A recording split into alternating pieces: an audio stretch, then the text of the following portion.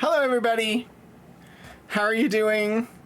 Hopefully your weekend has been going well. I have had a strange start to my day. Sorry for the, moving the camera around. I don't know. It's always in, a different position. Hi, Lord Portico. Welcome. Hi, Mobius. I finished the Orville. I'm only 3 episodes into Sandman so far. Have you... I honestly don't know what platform it would be on for you. If you have the chance, I would say try watching Prey, the new movie in the Predator universe. It is quite good. Anybody who does watch it, I highly recommend watching it in the Comanche language dub with English subtitles. The English dialogue for the movie, which was the original shooting of the movie, is supposed to be a little bit sort of corny or cheesy. like, not the greatest. The Comanche, I have no idea how corny or cheesy it may have been, because I'm not fluent in Comanche, amazingly. But the English subtitles were done by the Comanche language department at a university, and they are excellent. And basically, all feedback from like all indigenous communities that I've seen is watch this movie in Comanche with English subtitles. That's what we did, and it was excellent. Absolutely worth a watch. It's on Hulu, is where it was released. And I have no idea if Hulu even exists outside the US. So I don't know. Hi, Shadows of Life. Replicator to 450 for an hour. Synthesized sourdough. Sourdough is one of my favorite bread styles.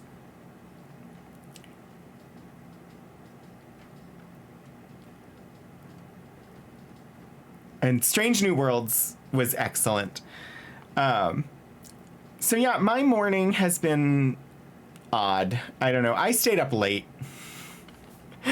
Anybody who was up until the end of Eric's stream last night knows that I stayed up late because I watched Eric's stream last night.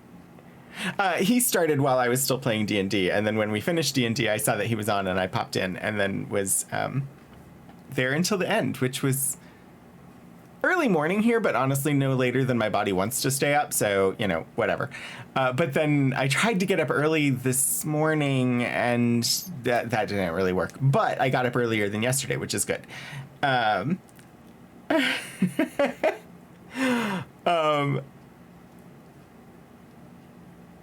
And so got up, did the dishes, had some food, and then I was like, I cannot sit down and start playing games, which is what I do just to relax. I have things that I wanted to accomplish. So first was make sure I don't lose any VODs, which involves going into my VODs on Twitch and exporting them to YouTube. So they've all been exported, though they're not, like, the last couple of weeks aren't live yet on YouTube. And it was good that I finally made myself do it, because it was getting close to the point where I was going to start being within days of losing some of them if I didn't do that soon. I have set a recurring task reminder, so hopefully that will help me, because otherwise I've just been like going in when I remember. And so far I haven't lost any, but that totally could have been a thing. I still don't know what I'm doing with them. I think at some point I'm going to download them as files from YouTube and then re-upload them to Twitch and put them in playlists. Because the only reason they're even on YouTube is because it's really easy to export from one to the other. And you don't lose uploads on Twitch. They just stay there. So, but regardless, then the other thing that I've been putting off is once I got my new phone, I lost a couple of my ringtones. And one of them is a relatively important one. It was the one that I used for my wake up alarms in the morning. And they were custom made from songs, and they just didn't make it onto my new phone for some reason. They were listed, but they didn't have the audio file associated with them. So I was going and recreating those. And of course, the one that I couldn't easily recreate was the one I need for my alarm clock. So I still don't know what I'm doing with that. I think what I'm going to have to do is find the CD, which I still have, find an optical drive, which I have access to at work, rip the track again, upload it into iTunes, and create the ringtone file from that, because creating it from the remastered version that I purchased through iTunes, that I don't just have in my library because of Apple Music, that I purchased, is a protected audio file that I cannot convert to a ringtone file. Hi, Puddleglum. Thank you so much for your resubscription 10 months. It's great to have you back for yet another month. Welcome back to the Rogues Gallery, and it's great to see you. I'm rather frustrated by the fact that digital rights management on an audio file for a song that I purchased through their store, I cannot make a ringtone from, to replace the ringtone that their service didn't automatically transfer to my new phone. So anyway, I think I'm going to have to dig out the CD, take it to work, rip the file, email it to myself, import it into iTunes so that I can cut it down to the appropriate segment of the file, export it as an AAC file, rename it to an M4R file, and then import it to my phone.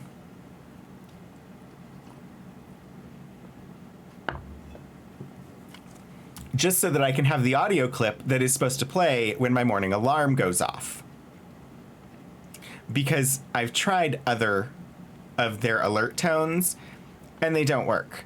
This clip of music I've been using for years, and my body, my mind unconsciously knows this segment of this song means it's time to get up. Hi, Elixir. Sorry, I was complaining because I lost a ringtone that was an important ringtone, and it's the only one I haven't been able to recreate. So, I don't know what's happening in the Mass Effect universe today. Kaidan isn't on our ship yet. As far as I'm aware, he's no longer in the hospital. He's now a Spectre. But he's not back on our ship yet. How am I supposed to ship him and Shepard if he's not on our ship?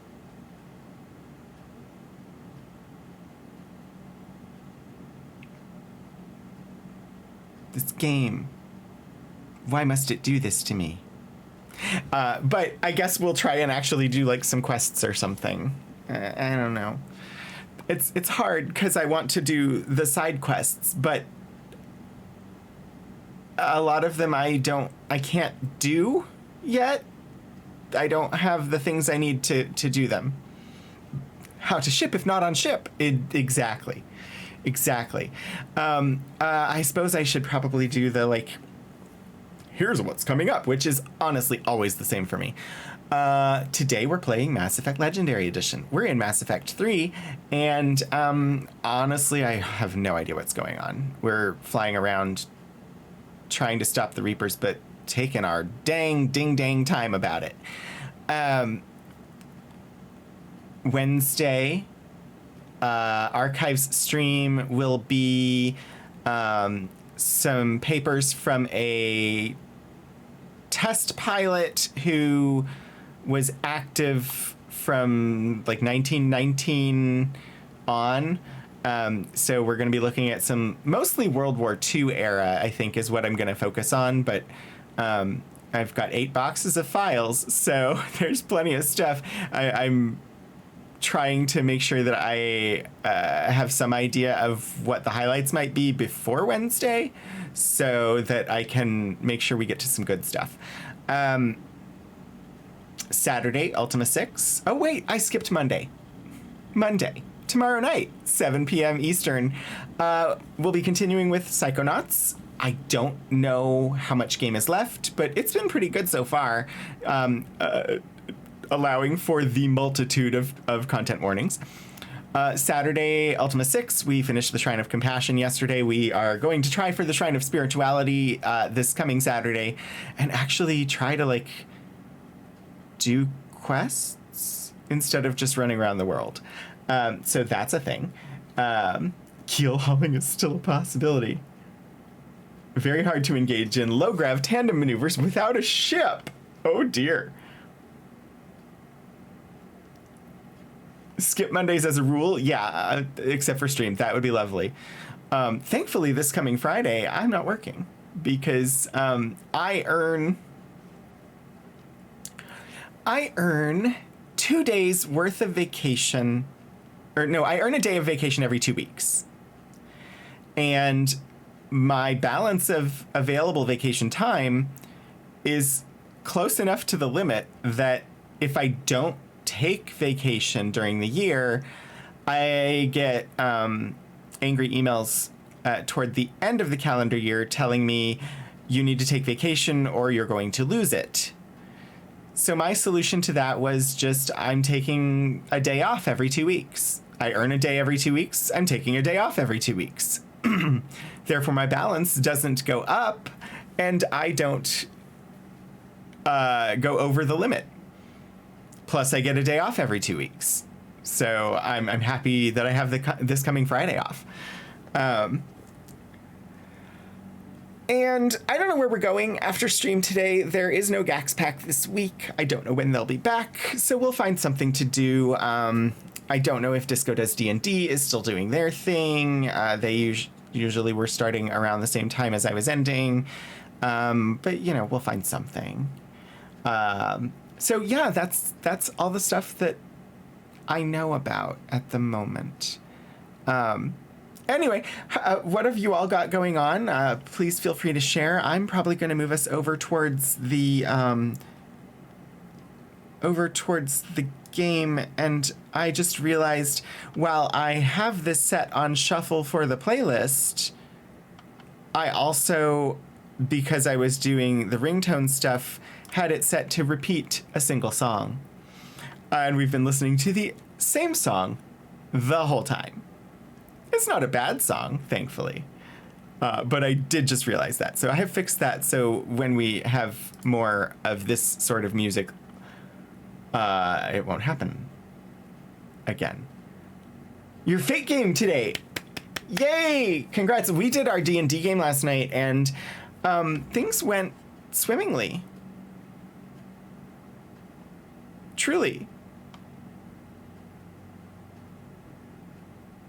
We didn't die. And then all of my companions found out that I was secretly working for the Harpers, and then we went and I checked in with my handler with the Harpers, and one of my companions tried to extort them for money, and so is now persona non grata among the Harpers. And now then we headed out to go and deal with a giant mecha dragon threat. And that's where we ended. Seeing that the mecha dragon was actually active and flying towards the towns that we're trying to protect. And yeah, that's where we left off. And so, you know, in a couple of weeks, I think. We usually play every other week, but our schedules are sort of up in the air right now, so it might be like 3 weeks or so, 4 weeks before we play. I didn't blurt out. I gave a full and mostly complete update on my activities to my handler with the Harpers. Because that is what I should have done. Yeah, we're totally all gonna die. Well, you all are. I'm just gonna fly away.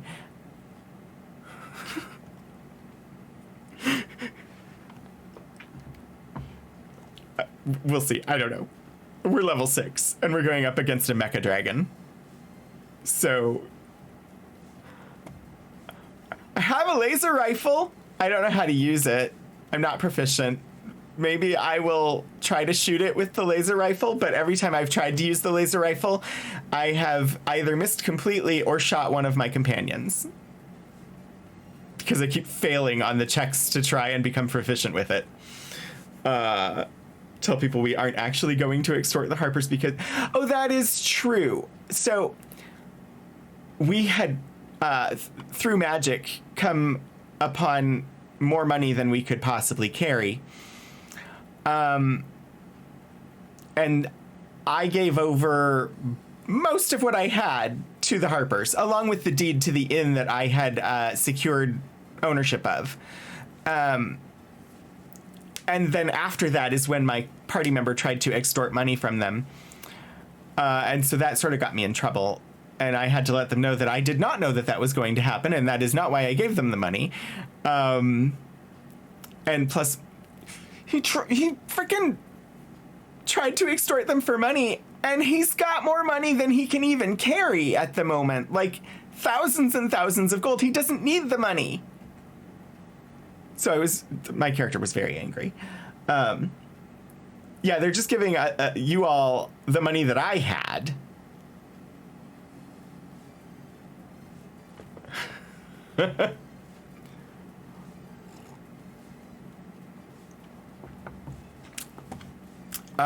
Yeah, I cannot become proficient in laser rifle, apparently. We are playing, vanilla D&D. It's just, we came across a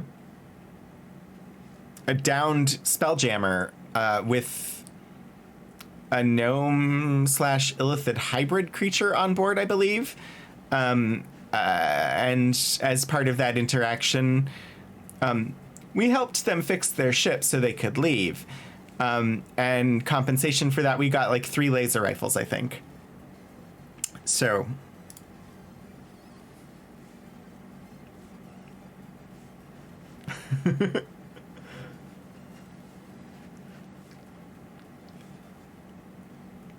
We do have a bag of holding now. We could go back and try to get the rest of the gold, but I also told the Harpers where it was, that there was more gold, but that it might have been eaten by a black pudding that we left behind with a bunch of bugbears.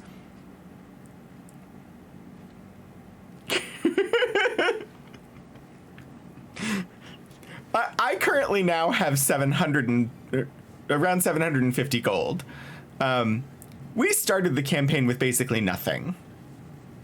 And we're like playing on hard mode. It's Icewind Dale.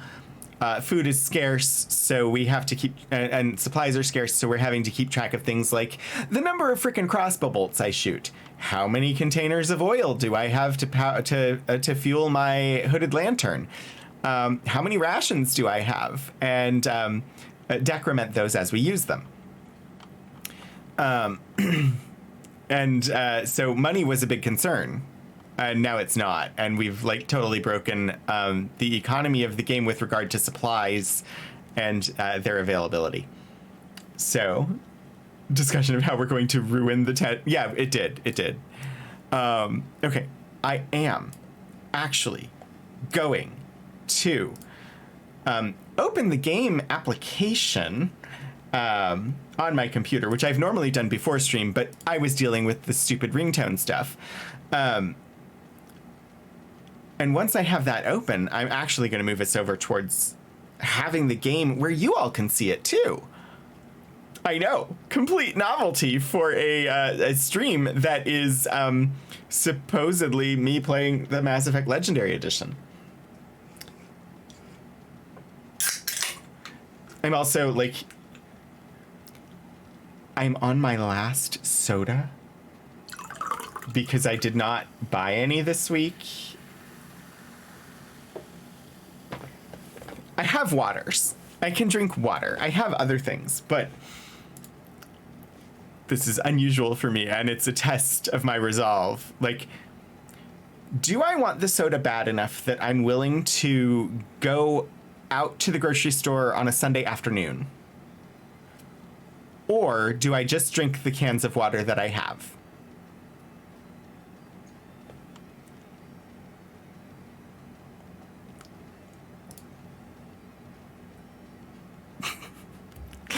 I drink a lot of soda, which is why I bought the cans of water, to try and get me to not drink as much, but we'll see. I have tried stuff from your soda stream, and it was not bad, I will admit. My problem mostly is what I've discussed before, in that if it is an item in a can in the refrigerator, I will pick it up and take it out of the fridge. If it is in a can sitting on my desk next to me, I will actually drink it. If it is in a bottle with a cap on top, I will not drink it. And so the SodaStream wants to put things in bottles with caps on top, which means they would sit on my desk and get warm and I would barely touch them. So in my efforts to remain hydrated, having things in cans is a big plus. Resist the urge to get soda. Yeah, it insists on bottles, which is it just slightly a problem for me. Give me 1 second. I need to just throw OBS into studio mode so that I can change the game capture to the proper source before we switch over. Right. There we go. Explore the explosive horror of carbonating cans at home. Yeah, that would likely not be a good. Okay. I think we're ready to actually like switch over to the game scene. I hope. If I've done everything correctly, and admittedly I have not been paying full attention as I've been doing these things, you will have game video and game audio when I switch scenes, which is coming up right about now.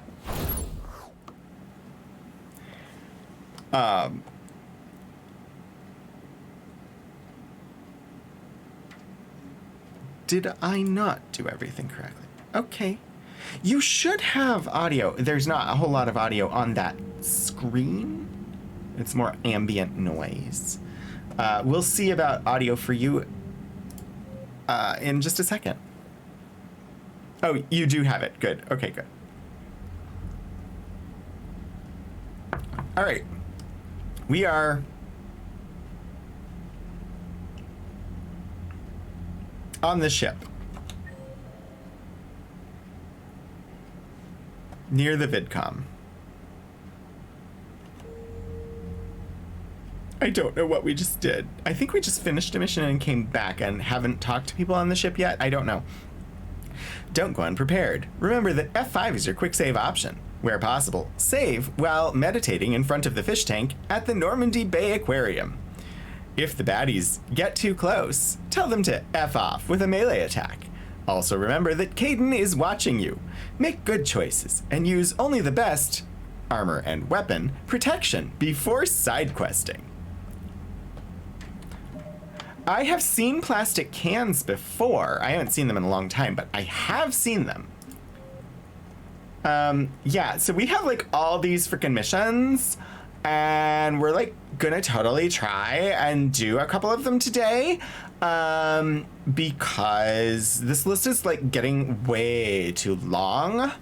Yeah.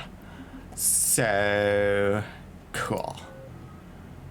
I have 4 points to spend. I could upgrade throw.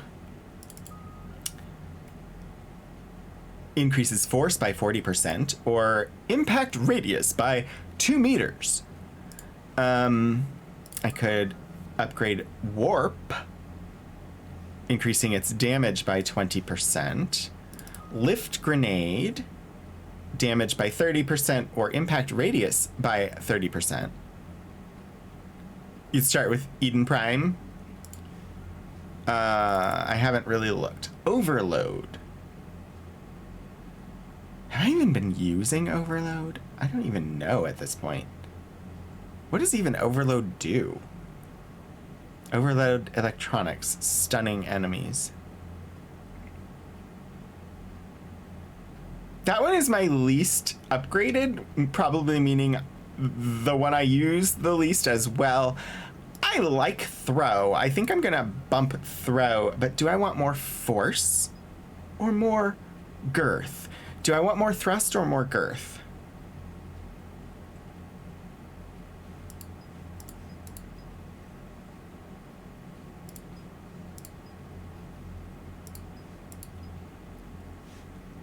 I think we're gonna go with thrust.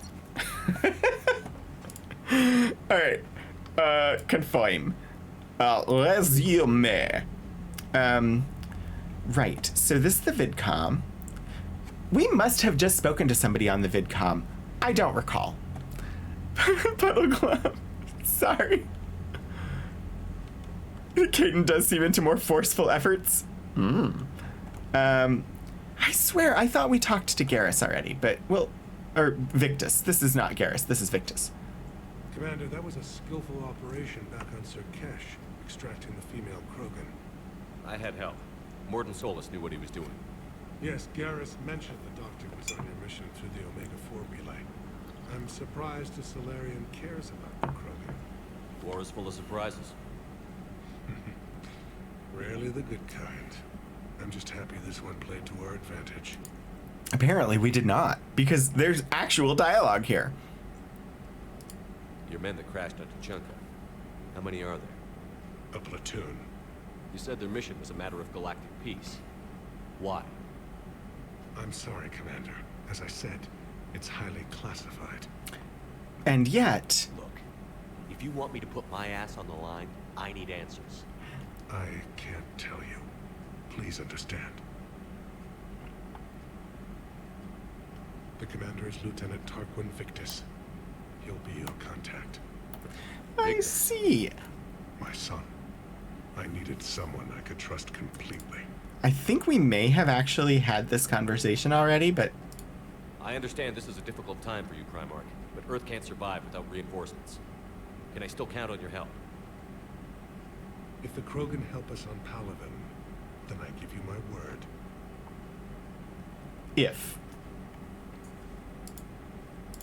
How is it being the Primarch? Yeah, we definitely had some of this conversation already. The battle of all time is happening on Palaven, and I'm light years away. Well, the battle of all time is happening all around us. If I'm going to die, I want to be with my men, so there's no doubt we fought to the last soul. I understand. Leaving Earth to save it. Certainly not like It's one of us. the hardest things I've ever done. I'm not surprised. Leaving Earth to save it. Garrus speaks highly of you. You never asked to be a leader, yet your people will die if you refuse. We find ourselves in similar circumstances. Yeah. Let's hope the spirits grant us the Don't strength really want to save be a leader in the spotlight dealing with all the political shite. How are things on Palaven? The casualty reports are staggering. The Reapers are using our own tactics against us. Destroy the enemy with overwhelming force. I've seen the same on Earth. The strategist in me admires their brutality. The Turian in me knows I'm watching the destruction of 15,000 years of civilization. My civilization. The Krogan will make sure that doesn't happen. Assuming you're successful with the cure. We will be. You have to be, Commander. I don't want to go down as history's last Primarch. This is all really interesting to me from... So, my introduction to this universe was Andromeda. And...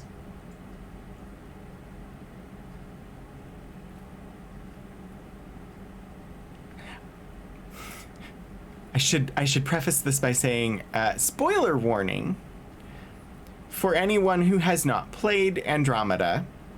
So you might want to tune out for a minute if you don't want to hear. Starting now. Knowing that this is going on, like learning about all of this, and this is all happening while the Andromeda Initiative is in transit to Andromeda, and they only like learn about this after they get there.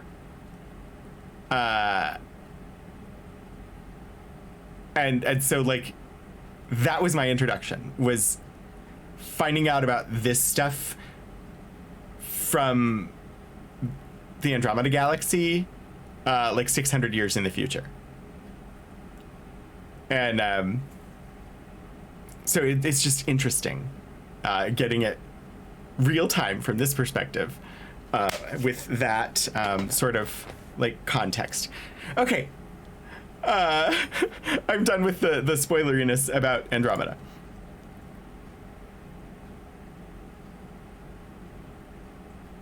The Solarian Dalatras was worried about what the Krogan will do once they're cured. How do you feel? It won't matter if we don't stop the Reapers, but I understand her doubts. The moon you found me on? Don't stop the Reapers. We made our last stand against the Krogan during the rebellions. They were that relentless. How did it turn out? The Krogan are still alive. Weapons The Turians are still alive. I'd say it turned out well. We had no choice. The Genophage was our last resort. Except for that. So yes, Krogan intentions after this war will be a serious concern, but I'd rather have a grateful ally than a resentful enemy. Reaching out to the Krogan for help must be difficult for you. We can't allow the mistakes of our past to cloud the future. Your race and mine were once enemies. The first contact war, as you call it. I was there, dodging shells fired by your navy. But look at us now, standing in a ship of Turian human design, working together. How long ago was the first contact war? And how long did Turians live? I wasn't... Of course, Commander. I had the impression that the first contact war was like before...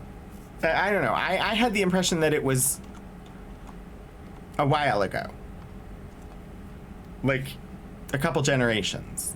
But maybe I'm wrong. Maybe I'm mixing up some of my lore from different properties. Need something covered? What will you do after the Genophage is cured? Once we deal with the Reapers, most Krogan will want to settle a score with the Turians and Solarians. I won't let them. That isn't our path forward. This time will be different. Glad to hear it. A lot of people will be relieved to hear that. No one wants to repeat history. They know we probably win this time, but war has never brought us anything except misery. It's time to focus on rebuilding. What's the situation back on Tuchanka? I'm still getting scattered reports of Reaper forces arriving. Something big is brewing. I won't let those things take I don't shelter want a Krogan Reaper. when we're about to cure the Genophage. My people have had enough bad luck in our time. Back on Surkesh, it looked like the female Krogan could hold her own. Our females don't lack for spirit. Of course she can. Males, You've could seen go how forth strong first Krogan are. She's built the same as they are. Then think about it. Then talk about it some more. We've definitely had They have that good conversation. ideas, you should listen. Yeah, but they have so many of them. So sometimes I pretend to listen and... Well, let's just say Krogan females have tempers too. We've definitely done these How could there be conversation trouble with the options. Rachni? They were all but extinct. The last queen promised to disappear forever or be destroyed. I know, I was there. I've got a bad feeling And about yet, this. you don't think that an existential threat to the entire galaxy would cause them to come back, If they're despite crawling out agreeing fuckers to be from gone above, forever? we know how bad it could get. We need to stop them. 2157 That's it for now. CE. Let's And get back so to what is the year now? Yeah, Something wrong? Morden. He got his tissue sample from me, all right. Oh. Let's just say scalpels were never meant to cut. We're not cut. Ha. Ha, ha.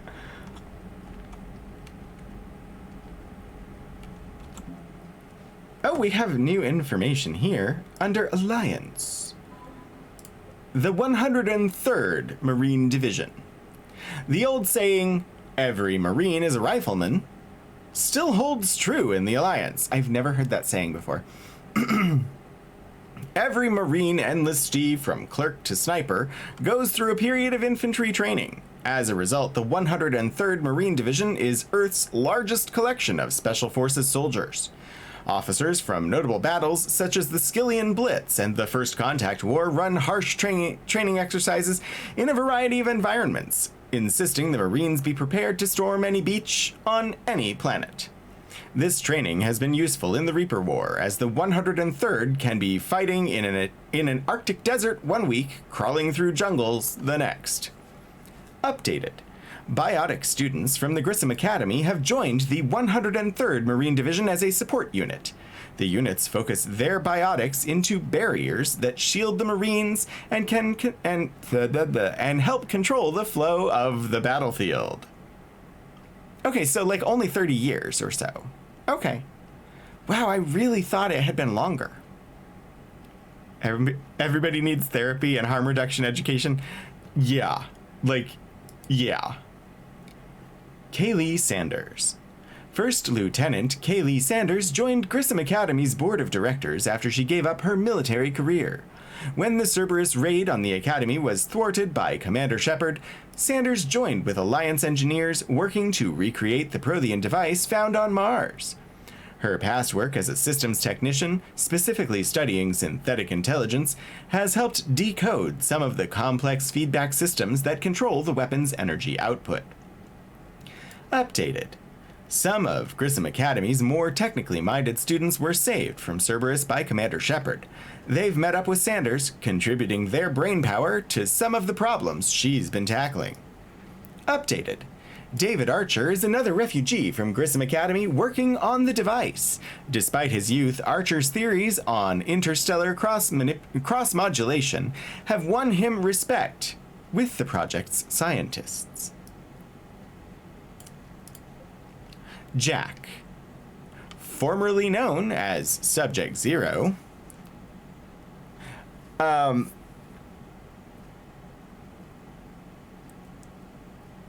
yeah, so the timing of Andromeda versus the timing of Mass Effect 3 is a bit timey-wimey because of the 600-year travel time, but the events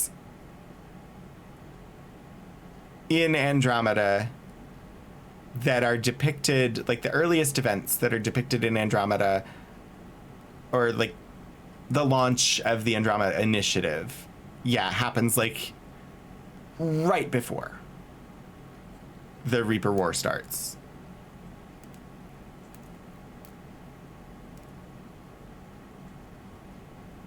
Jack, formerly known as Subject Zero, may be the most talented biotic of her time. After helping Shepard destroy the Collectors, she was offered a teaching position at Grissom Academy by the Alliance. Accepting the position for reasons of her own, Jack continued to hone her skills while training her students. Grissom Board of Directors member Kaylee Sanders has vouched for Jack's energetic, if unorthodox, teaching style. Impressed with the inroads made with the children under the Rogue Biotics' care. Alliance Fifth Fleet. The Fifth Fleet became famous across the galaxy after spearheading Alliance forces at the Battle of the Citadel. It was guarding Arcturus Station when the Reapers attacked. After a bloody and desperate battle, Admiral Hackett gave the order to retreat, sacrificing the entirety of the Alliance Second Fleet to give the Third and Fifth the chance to escape.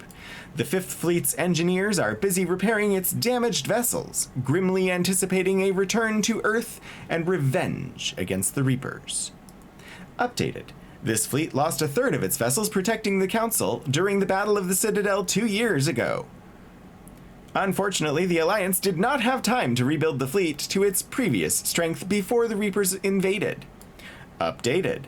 A pair of entrepreneurs was persuaded to switch from creating financial programs to advanced weapon targeting VIs, and to sell them to the Alliance just above cost. Because they can't just give them to the people who are trying to save them butts. Gotta sell them. Can't let capitalism fail in the face of an existential threat.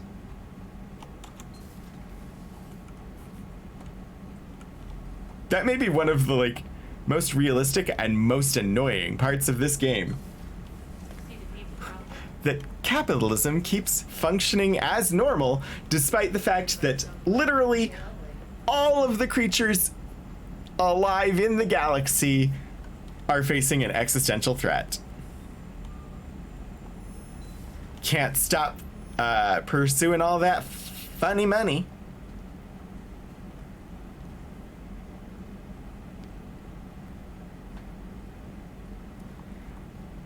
Let's check in on our wonderful, wonderful friend Joker. Once the Krogan are gone, we'll get rid of the smell. While this body has olfactory sensors, I do not have positive or negative associations with any specific scent. Oh. Well, lucky you. So Jack's an instructor? Guess anyone who messes with biotic kids gets turned into a small stain on the floor and ceiling. Ooh, and that was Cerberus attacking the academy. Man, that must have been like Christmas for her. Anyway, nice job on getting him out of there. They were throwing out some impressive biotic power. Good. We could use some heavy hitters in the biotics department. It'll be good for them, too. Biotics face a lot of discrimination. Maybe if they save the galaxy, we'll get over their issues. I didn't expect you to be sensitive about that. Hey, I'm just tired of them stealing the spotlight from people with actual disabilities. I break ribs if I sneeze too hard. Being able to move crap with your mind is not a handicap. I had a couple of issues with that entire line of discussion there, but the one that was really annoying me was you're literally talking to somebody with biotic powers without acknowledging that I have them.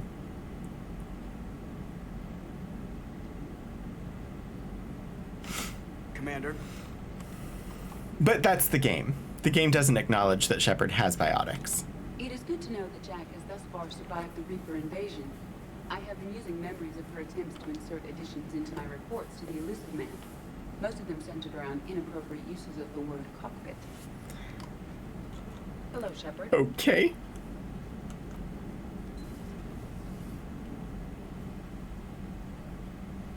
Inappropriate uses of the word cockpit.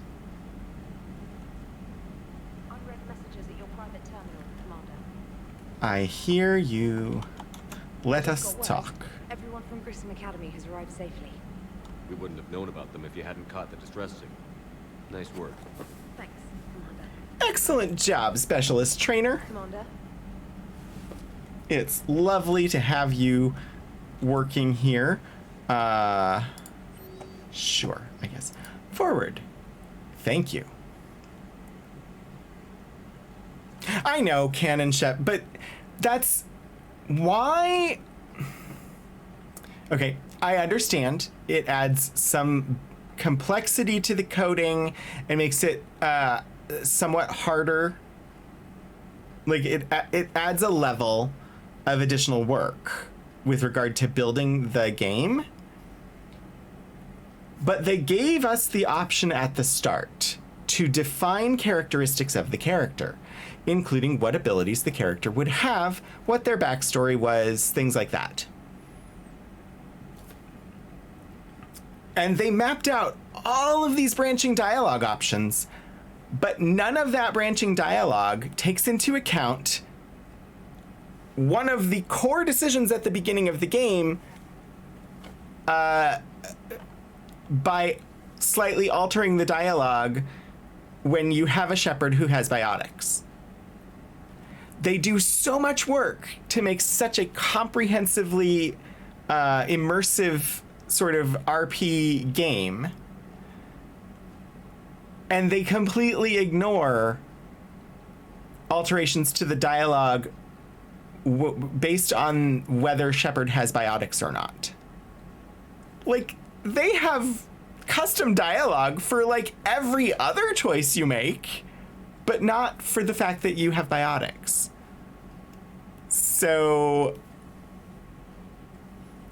like, I get that it costs more because it takes more time and it's another line for the voice actors to record and things like that. It's just, it seems weird that they would not do that variable when they do like literally every other one. That's all. It's just, it seems like a strange omission given the amount of variables that they do custom stuff for. From Stephen Hackett, forwarded message from Kaylee Sanders. Subject, thank you to Stephen Hackett. Hi, Commander. I didn't have time to thank you properly for after you got us out of the academy, and Admiral Hackett agreed to send this your way. While my students are out on duty, I'm doing what I can to help with the Crucible. It's an amazing project, more advanced than anything I've ever seen before. Some of my more tech-minded kids are staying back to help out too. And watching them work, it's the future, Commander. This project will inform human progress for generations, and they'll have you to thank for it. All my best, Kaylee Sanders. All right, I will indeed do a stretch and endeavor to have better posture and hydrate. It is possible that they cut stuff to save time. I don't know. Also, they did a lot of work on, like we talked about before, they did a lot of work on the potential, like, same-sex relationship options that they then were told to scrap. I guess this one just seems really weird to me because they have so many variables. And this is a core variable based on the initial choices of which class you're going to play. Which just seems like the first thing that they would focus on as far as building out to make it as immersive as possible. Now, they had the same sort of problems with, like, Dragon Age. Like, if you look at Dragon Age 2, for instance. In Dragon Age 2, if you play a magic user, I'm trying to remember if there's a different term. I'm sure there is a term. If you play a mage in Dragon Age 2, the only people who run around with magic staffs on their back are mages. And there's so much anti-mage, anti-magic sentiment in that game that it just always seems really weird that you just run around freely, you do what you're gonna do, you play through the story because the story was written for a melee fighter. And they didn't alter the story except in a very few very minor cases with just a touch of dialogue here or there to acknowledge the fact that you're actually a mage, not a fighter, and that your experience would not be the same. And I get it. They may have wanted to do that and just couldn't. It just, my first playthrough was as a mage, and it was like, huh, this stuff really just doesn't fit. Like, this entire situation, they should be treating me as an enemy because I'm a mage. And they're talking to me about mages as though I'm not one myself. When clearly they can see the staff on my back. So it was just little things like that while they're excellent games, and honestly, Dragon Age 2 is amazing. I really enjoyed it multiple times. Those sort of things can serve to, like, throw somebody out of the narrative and make it not as good as it could be. It was crazy of me to ask you to join the Normandy back then. But I let you down. I let Shepard down. I let everyone listed on that memorial wall down. You had the courage to support Shepard. Joker did. Garrison Talley did. But Caden didn't. Liara didn't. Were they cowards? I think not. Greg, you're one of the bravest and most loyal men I know. You were meant to be here, right now. We have a war to win. She mentioned Clear Caden. your head and focus. Okay, Gwen. It will not be mentioned again.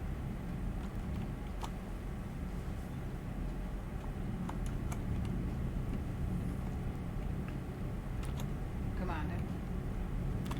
Chakra Lewis doesn't want to talk with me. You did play through as a Force Mage and called yourself a Jedi? Hello, Commander.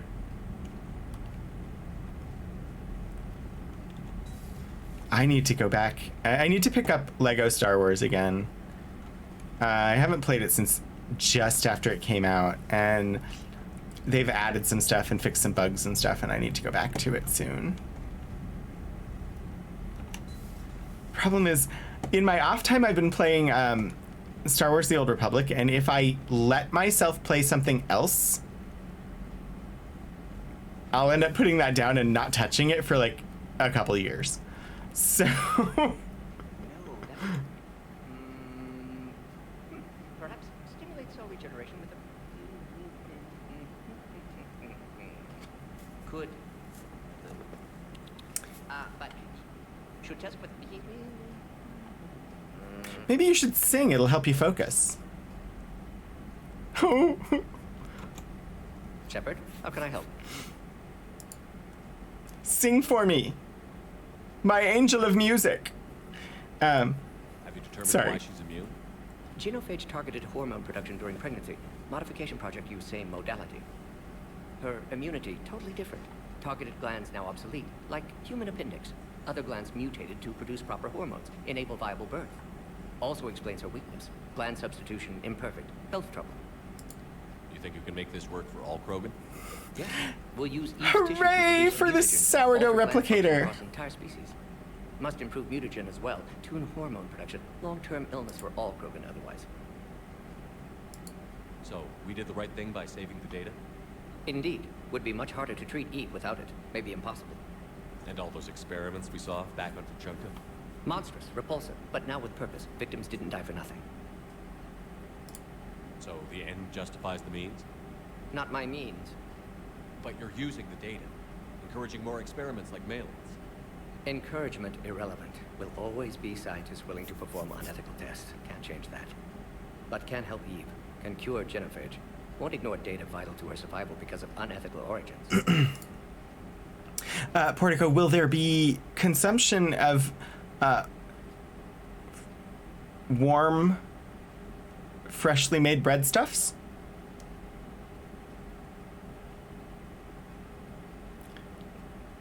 Just even thinking about freshly baked bread makes me wish that I had a bread maker, so that I could make freshly made bread easily and quickly and just always have warm, freshly made bread to stick butter on and just eat. The problem with that is I don't need those extra calories, and that is literally the only thing that bread would ever get used for. It would never be used as bread. It would just be as a vehicle for warm, freshly made containers for butter. How is she doing? No fever currently. Heart rate elevated. Likely stress. Eating appropriately. Could use another blanket. Something soft. Prefer to let her recover fully before synthesizing cure. My medical recommendation. My people don't have time for that. Her opinion, somewhat different. We've had this conversation.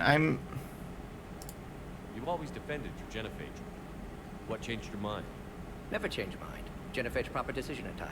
Yeah, there's nothing new in this conversation. Those circumstances being? Reaper invasion. Turians doomed without Krogan support. Krogan need unified threat, outlet for aggression, cooperative symbiosis. I had hoped that since Krogan said Solus had collected the biological sample, I had hoped that there would be something new in the dialogue options there, but there wasn't. So. Something else, Commander? Malon's experiments, fuel Rex, genophage. Nope, we've already Thanks for talking to me. done this conversation. It's my pleasure, Commander. Reassign power bonuses, reassign powers. AI core.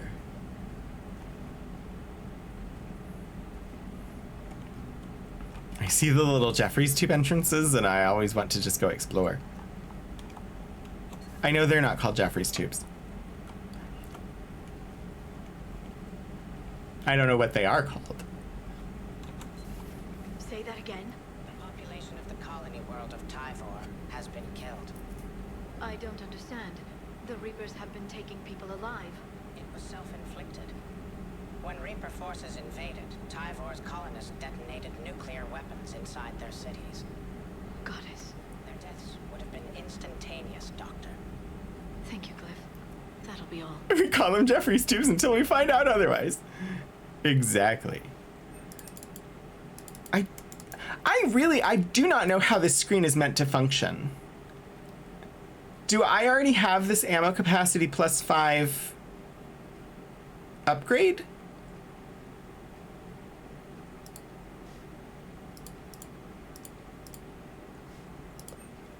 I assume so, because I can't do anything on that screen. Okay. Call from Kaylee Sanders to Jack. Jack. Hey, Sanders, checking on the kids? Sanders. How are they, Jack? Jack. They'll do good. This is gonna be long. I kind of got crap to do. Sanders. I wanted to tell you, I persuaded some Alliance friends to part with that biotic amp you and the children were testing at Grissom. You can pick it up on the Citadel. Jack. Damn! One of the L3X1s? You know how much shit I could tear up with one of those installed? Kaylee. I had an idea. Look after yourself. Jack. Yeah. And hey, thanks! Every so often I'll get a choice there? Okay. Email from Kaylee Sanders to David Anderson. David. You won't get this for a while unless you find an extranet connection working on Earth. I've made it out to this weapon we're building. The device isn't even halfway complete, and it's the most breathtakingly complicated piece of technology I've ever seen. I wish you could see this thing we're creating. It gives me hope. Take care for my sake. Okay. Hello, Shadow Broker. Busy? I have time if you'd like to talk. In fact, I could use the distraction. What's on your mind? How long it took the Reapers to eradicate the Protheans, and how long they'll need for us. It took them centuries to conquer the Protheans. We're not quite so widespread, but it would still take at least 100 years. Okay. It's selfish, but I keep thinking that if we fail, I'm only 109, Shepard. I could live to see the entire cycle come to an end. Gee, that young? The war's not over, or you can't give up. I have to. There's no choice here. It's gee, that young?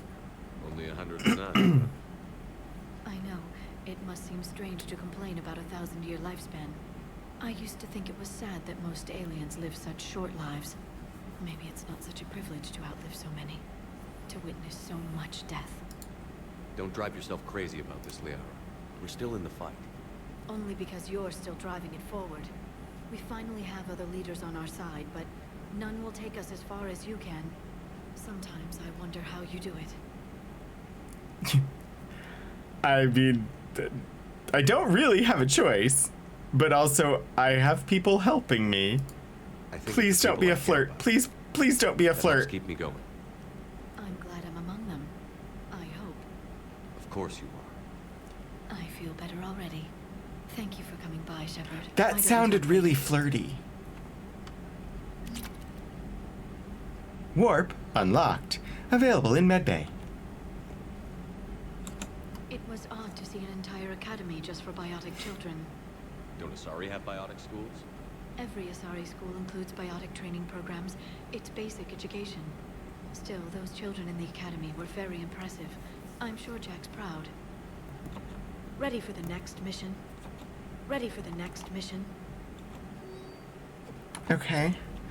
I suppose we need to visit the medbay then, which we just came from. Enjoy your day. I can't talk to Glyph. I wish I could. So something's available in medbay. I don't know what or how I'm supposed to. I don't want to reset things. I'm confused by that notification. It said Something about warp and being available in medbay. Oh, bonus powers. Wait. Can I have all of these, or are these like pick one? Blast vulnerable opponents already lifted by biotics for a damage bonus, and weaken the armor of grounded targets. More weapon damage, more damage to barriers and armor. It's pick one. Gotcha. I kind of expected that it was going to be pick one. Do I currently have one, though? I don't know. Reinforce armor using protective Foucault currents. Purge the current and send its charge to your gauntlets for increased melee damage. Bring down heavy armor units. Shoot through light cover to hit enemies. More weapon damage, more damage to armor.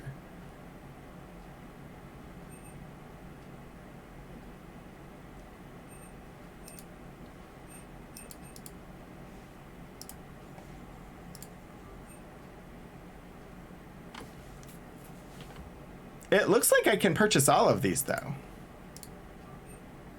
Oh, I can't. I wish that they made that clear, because I just wasted money to test it. Even though you told me, I wasted money testing it. And I hadn't immediately saved right beforehand, so that 5,000 credits is gone. Because they didn't tell me in the interface that you can only have one of these at a time. It's fine. You did tell me. I just didn't want to have to redo everything that I had done. So I should have just backed out and saved, and you know, I mistakes were made. One of the worst parts of this war is watching the kids react. If they're lucky, they grow up thinking the galaxy is basically a decent place. Some rough spots here and there, but for the most part, life makes sense. Now they find out it was all a lie. They wake up to see these things in the dark that just want to destroy everyone they ever cared about. If they survive, there'll be a lot of angry orphans out there looking for answers. Looks like we beat Cerberus again. I wish they'd had a Grissom Academy for Turians when I was growing up. Always wanted to learn how to paint. Yeah, now mistakes were made. It's fine. Same, but it's a living. Another time. Another time.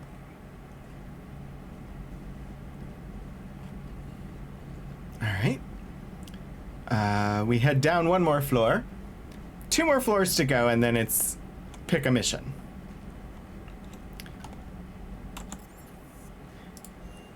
We did say hello to the fishies. I didn't squeal about them today, but we did say hello. Just because, for Mass Effect 2 old time's sake, we run down here where Jack is not.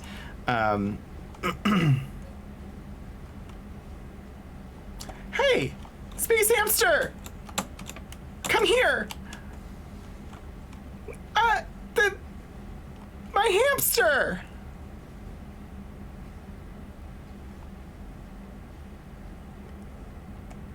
It got away.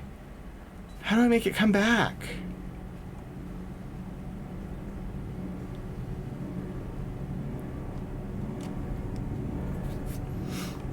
I want to catch it, and I will call him Boo.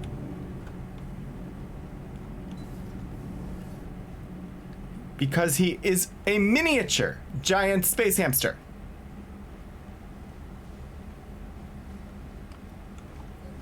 Where did I caught the space hamster! We have collected Boo.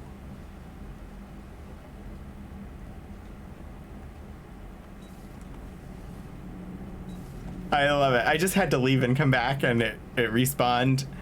I heard the noise, and I was like, what is that? I looked around and saw it, and I just wasn't fast enough to catch it the first time. 4 million blasted from orbit. Adelaide, Australia is no more industrial centers. Which cities are next? Find out inside the battle space. What did the designers of the game have against Adelaide, Australia? Why did they choose to single it out as a city that had been completely destroyed? Cerberus stealthily strikes the star system shield. No, glad I read that one out loud. Do we need to talk, Commander? Not right now, Allers. Let me know when we do. I was just like, it's like in Starship Troopers when, is it Rio? Or is it South, where? Buenos Aires? I don't remember. It's a South American city. I can't even honestly remember which country. It's either like Buenos Aires or like Rio or something. I think it's Buenos Aires. And it's like, okay, Buenos Aires. But at least there, it's like they decided to set it there as like the place where the initial main character that you're following is from, along with some of his squad mates. And so then it has the emotional impact when they hear that it's been destroyed. Although it always struck me as very odd because none of them looked like they were Argentinian at all.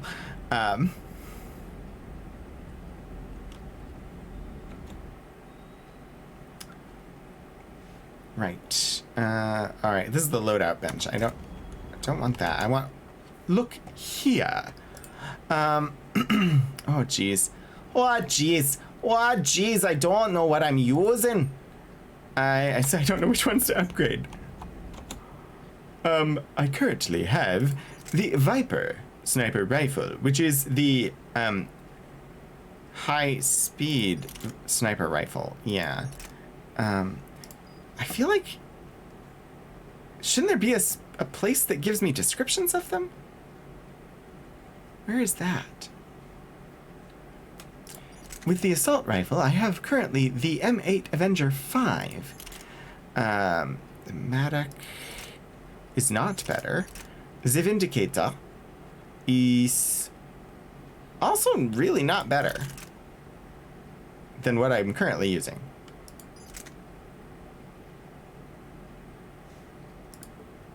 Thank you, Mobius. M3 Predator 5 is what I currently have. No. Is it? No. It is. M3 Predator 5.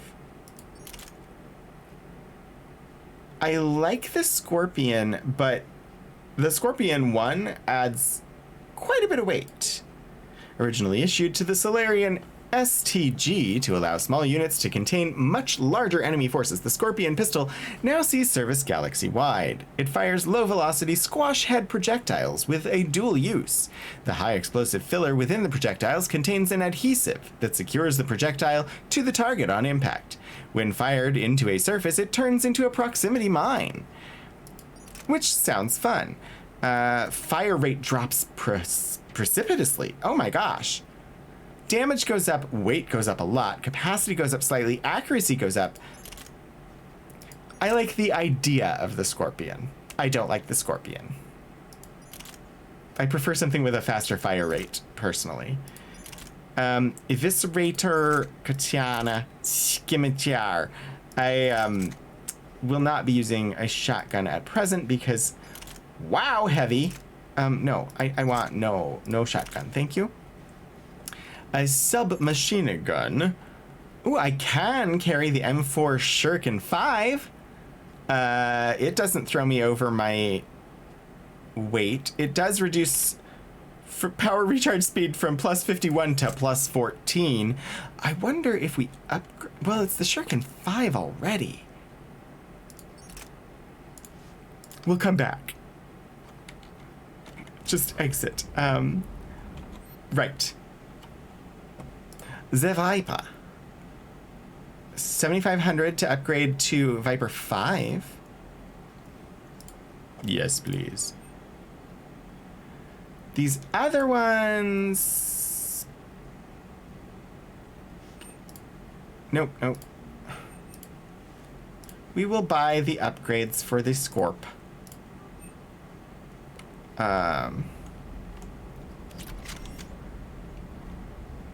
Procurement interface. Oh! This is like buying things. Buy pistol and submachine gun mods. Oh! I totally forgot about this.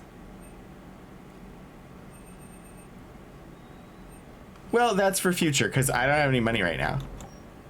I do like sort of the armor that I have presently. Did I pick up new armor, though? Ajax armor. I don't want that.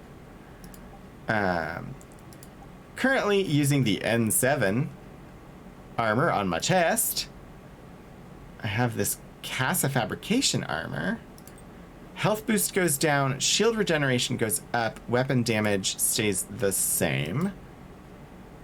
Cerise Council. Health boost down, power damage up. It's not unattractive. But for now, I think...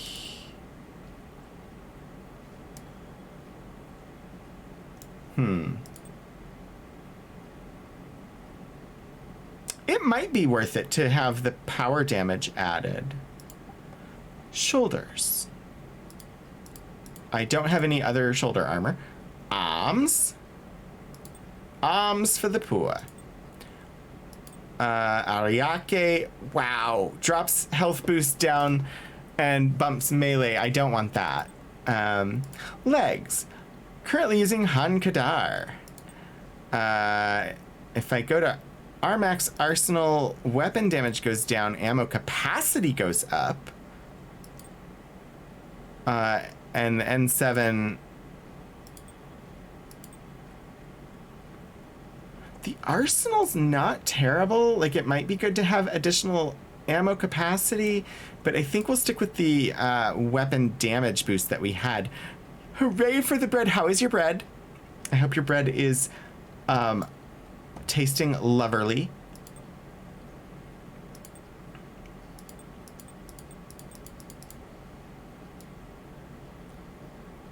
I feel like that's shinier. It's not shinier, it's just darker, which makes it look shinier. I'm being silly here. I'm just playing around with Space Barbie at the moment. Lights. The lights are presently green. Green is better than purple there. Although I like the little... I think we're going to switch them to cyan. Okay.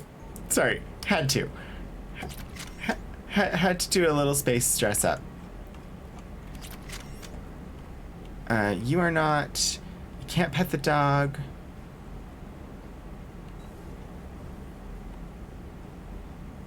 You. Cortez.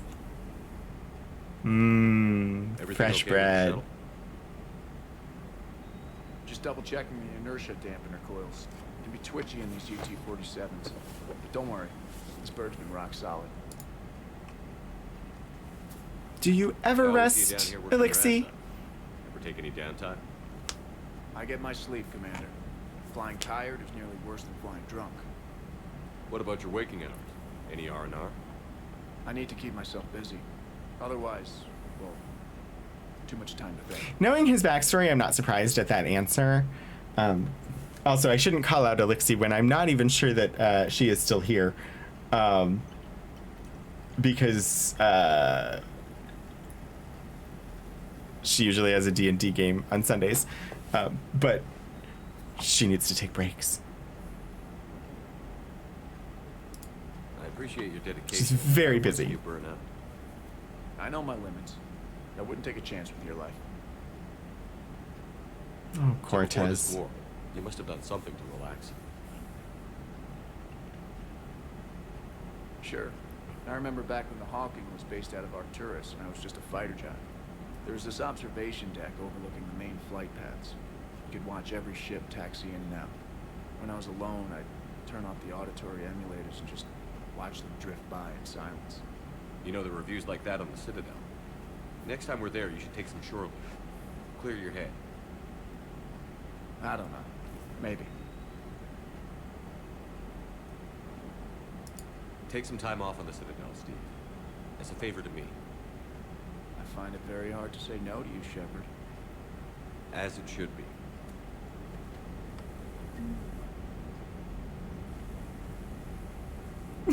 I find it very hard to say no to you, as it should be? That's an interesting response. I feel terrible about leaving you on Grissom Academy like that. I did order you to leave. Yeah, doesn't make me feel any better. I'm just Holograph Dragon, hello! Thank you so much for your resubscription. 3 months. Yes, Mass Effect 3, the search for more Kaidan. And yet, Kaidan is not on our ship yet. How are you doing, Helgraf? Hello, Commander. Hello, Commander. I think we just have one more person to talk to, and then we can have a mission. That Jack is a mean SOB, but kind of hot. If you like that sort of thing. James is supposed to be with Cortez. So, I've been trying, Helgraf. That's quite a couple. Huh. My dad's last name is Sanders. No relation. Hey. Hey. I have been trying. Kaidan is now out of the hospital, and a Spectre in his own right, and yet still not on my ship. Jack would totally destroy James. All right, I need to determine what mission we're gonna do. We have N7, Cerberus attack. Cerberus has taken control of an old military installation on Tuchanka for unknown reasons. Land on Tuchanka and neutralize whatever operation Cerberus has in the area. We have Attican Traverse, the Rachni. A Krogan scouting team has gone missing while investigating rumors of activity at the Rachni Relay. Investigate the missing team and find out what happened. The problem is I don't know how do I know which things are main quest? Is it just the item marked priority? Does that mean that it's a main quest and everything else is a side quest? I'm just not clear on how I tell side quests from main quest.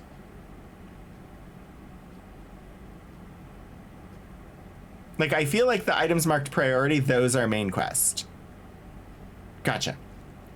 So yeah, Cerberus attack, Rachni, Turian platoon, Arya T'Loak, Pillars of Strength, Evidence, Barlavan, Book of Plenix, Heating Unit Stabilizers, Blue Suns, Improved Power Grid, Biotic AMP Interfaces, Find Garneau, and Prothean Obelisk are all the side quests that I have. But will any of these expire? Will they become unavailable if I don't do them? Is the problem? Some of the side quests might get locked out if you do the priorities. Gotcha. Okay, so this is on Tuchanka. Rachni Krogan scouting team has gone missing while investigating rumors. I guess that is in the Attican Traverse. Turian platoon Primarch Victus reports that a Turian ship on a secret mission crashed on Tuchanka, so that's also on Tuchanka. But there is also a priority mission on Tuchanka. And I don't know. I might wait on Tuchanka because of that. Citadel, Arya T'Loak. Arya has requested a private meeting. Find her at Dock 42 on the Citadel. That I suppose is possible. Kite's Nest, Pillars of Strength. A Batarian refugee needs the Pillars of Strength to improve his people's morale. Find the pillars in the Kite's Nest and return them to him at the Citadel refugee camp. The Arya one is, oh, that's the DLC that we started and have not progressed on. Gotcha. Benning, Evidence. Ambassador Dominic Osoba is looking for evidence of his son lost during a mission on Benning. Find evidence of what happened to his son and return to the ambassador. Barlavan has provided the location of Shadow Broker forces trapped in the Dronic system inside the Krogan demilitarized zone. Recruit them to the war effort and return to Barlavan. Avolis on the Citadel needs the Book of Plenix to inspire his people. Recover it from Irune and return it to him in the Presidium Commons. A Solarian on the Citadel needs new heating unit stabilizers. Find them and bring them. Find them. Just somewhere we are going to run across heating unit stabilizers. Blue Suns, Darner Vosk, leader of the Blue Suns, wants General Oraka out of his way before committing the Suns to Aria. Find a way to deal with Oraka. I don't remember where I need to do that one. Find schematics of a power grid. Again, we don't have a location. Find schematics and bring them to the... Again, no location. Alex Garneau is the best source of information about Leviathan. Search possible locations across the galaxy to find him. And the Prothean obelisk at Shrike Abyssal.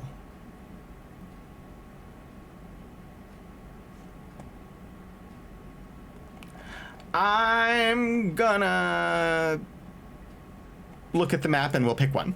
As long as I don't accidentally do main quest, I think we're good. Since the map doesn't make it easy to know which thing I'm starting anyway.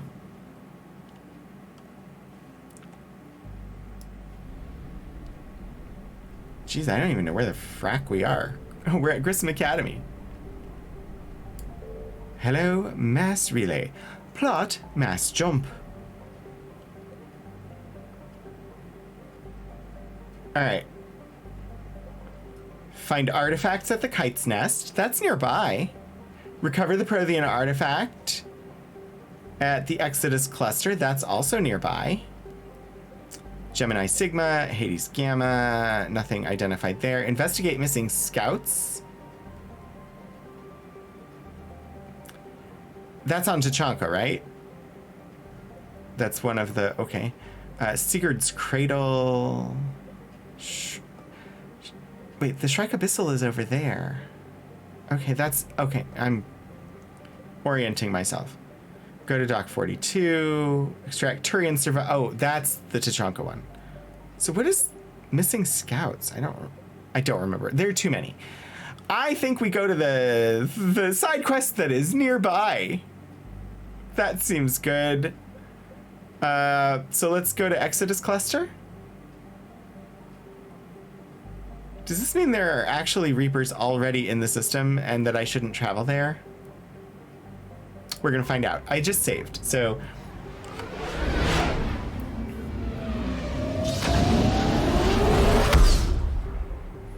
I still feel like we're really early on in this game and that I don't know what's going on. But we have some planets we can look at.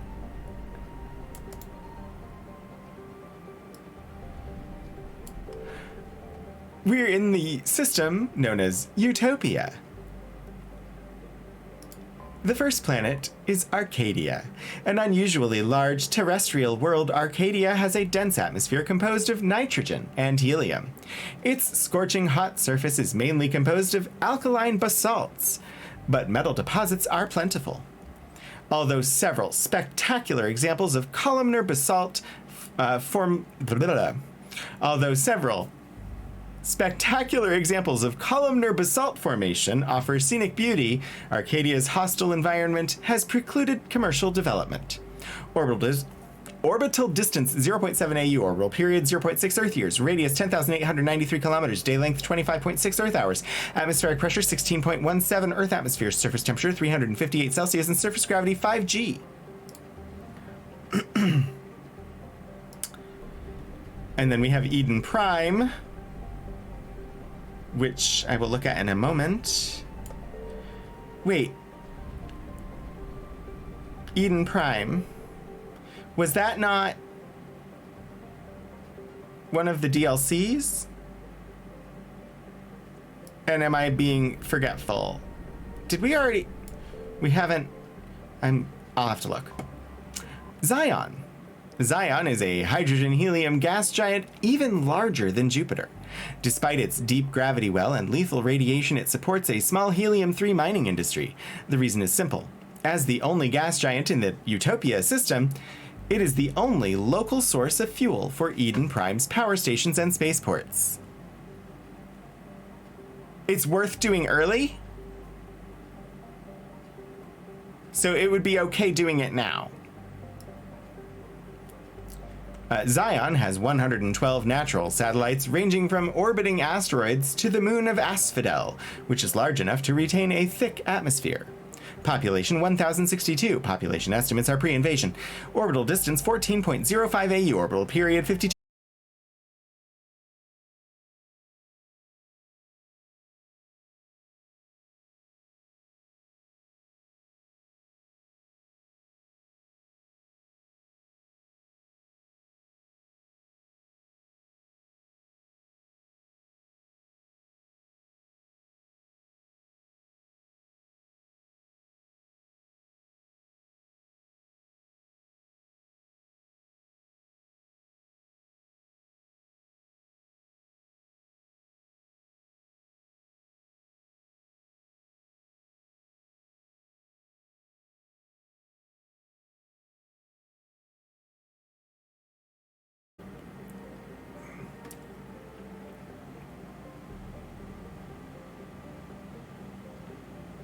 I think we're back.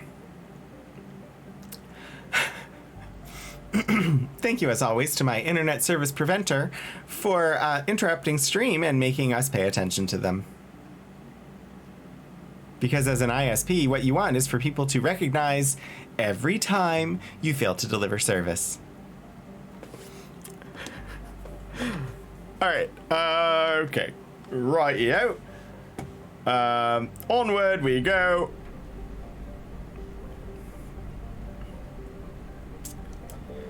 Next, we have Nirvana. I got a Prothean War artifact or data or some such sort of thing, is what it was. Ooh, red and gold. It's like a wallpaper pattern. 1 second.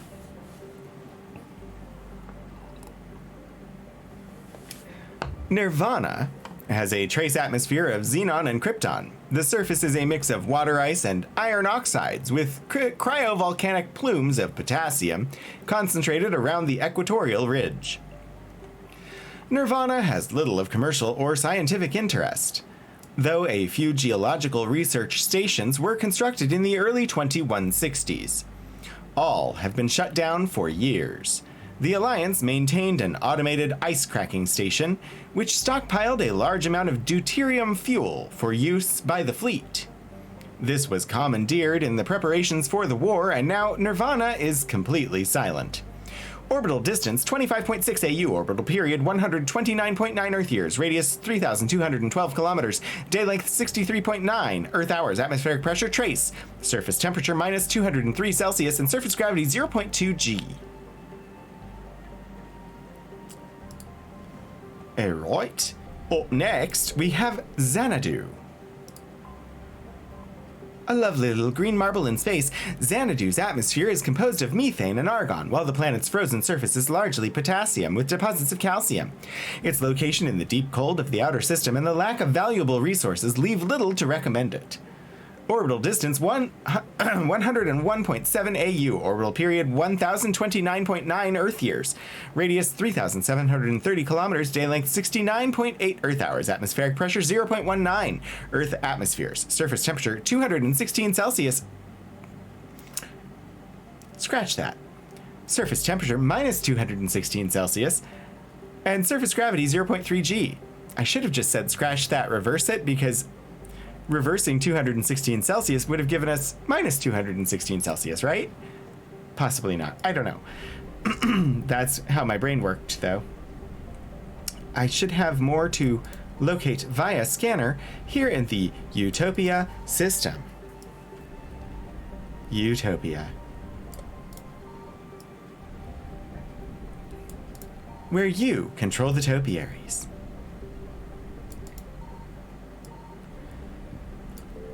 Investigate. Wreckage. The wreckage of a fuel depot destroyed by enemy forces. Fuel can be salvaged from the debris. Recovered 200 units of fuel. Utopia. 100% assets recovered. We will head to Asgard before heading to Eden Prime. Asgard. It appears to be a 4-planet system. Signal confirmed. Holy heckin'. Terra Nova is the first planet. Terra Nova was one of the Class 1 colonization prospects discovered by the first wave of Alliance surveys in 2150. It was the second human extrasolar colony, and the first beyond the Charon mass relay. It once boasted the highest population of any formally endorsed Alliance colony. But in recent years, threats of Batarian attack caused many to emigrate. The name Exodus Cluster became all too apt. The Reapers landed on Terra Nova after a brief battle with the Alliance's 6th Fleet. Aware that it would lose, the fleet retreated in hopes of meeting with allies and retaking the planet. Intelligence indicates that the Reaper force here is light, and debate rages over whether to try to liberate the planet, or if such an effort would prove futile as the Reapers, or if the Reapers sent reinforcements. Population 4,150,000. Population estimates are pre-invasion. Colony founded 2152. Capital Scott. Orbital. Why does the word orbital trip my tongue so easily? Orbital distance 1.3 AU, orbital period 1.5 Earth years, radius 5,261 kilometers, day length 37.3 Earth hours, atmospheric pressure 0.91 Earth atmospheres, surface temperature 56 Celsius, surface gravity 0.95 G. Starting scan. Scanning. Scanning. Scanning. Scanning. Scanning. Scanning. Scanning. Scanning. Scanning. Hello! We have located the resource. Lost and found. War asset acquired. Alliance cruiser Shanghai. Leave orbit. Holy heckin'!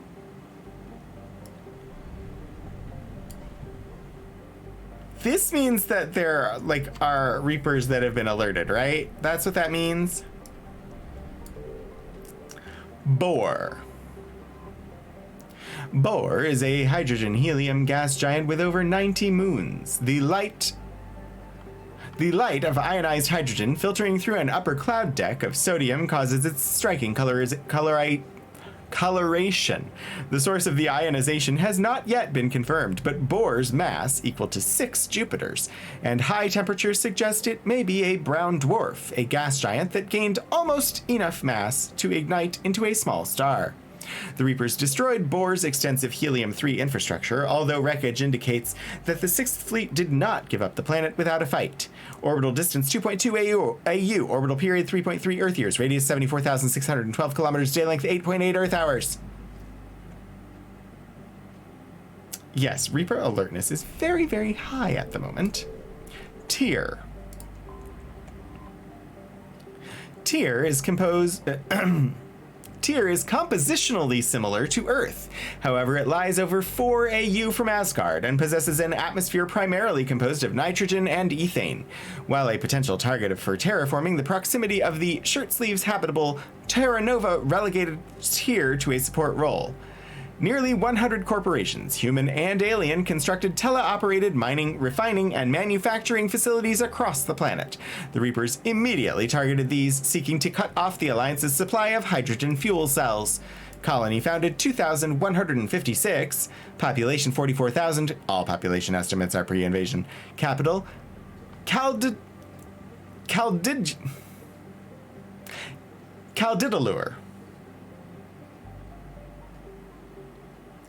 Orbital distance 4 AU, orbital period 8.05 Earth years, radius 6,332 kilometers, day length 46.2 Earth hours, atmospheric pressure 0.8 Earth atmospheres, surface temperature minus 73 Celsius, and surface gravity 0.95 G. One more planet in this system, and we have some scanning to do. Loki. A small terrestrial world with little to recommend it. Loki's one hemisphere is largely...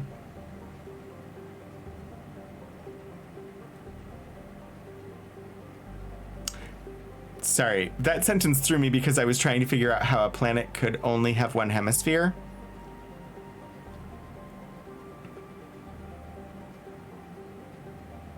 Which is indeed not possible. I will hydrate. I will indeed hydrate, Lord Portico, thank you.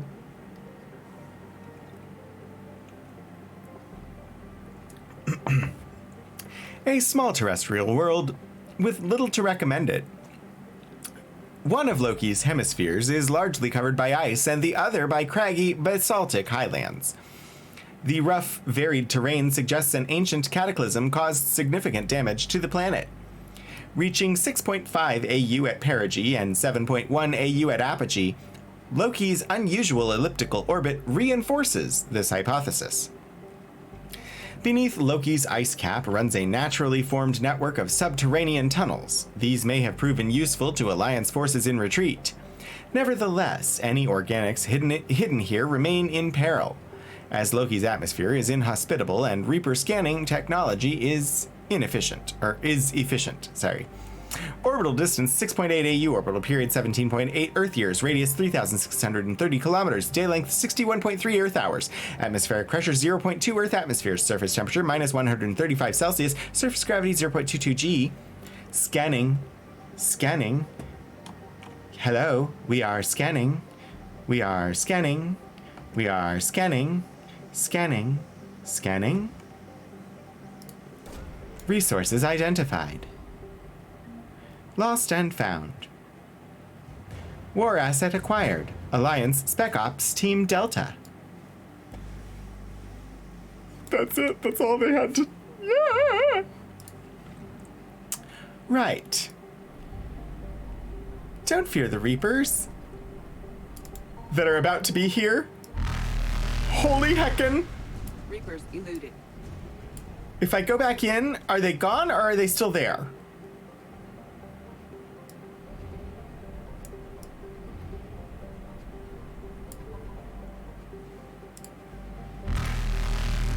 Faster than light jump successful. I think they're still there. More run. Brave Sir Robin ran away. He bravely ran away. I don't think there's a fuel depot in this system. I need fuel. Well, I can always do a mass relay jump and come back here after I get fuel at a place with fuel.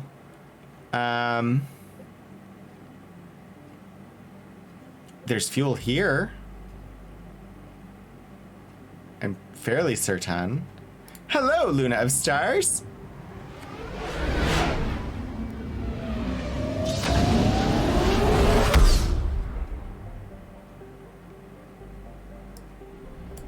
There's no fuel here? I have not yet been allowed to romance Kaidan. He is out of the hospital, and he is a Spectre, but he is not yet on my ship. I have found fuel. Why is there no fuel at the Citadel? I honestly thought there would be. Okay. Where were we? We were in the Exodus cluster.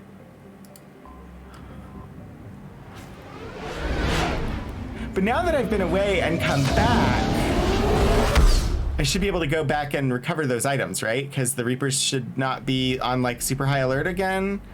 I know, we're gonna try.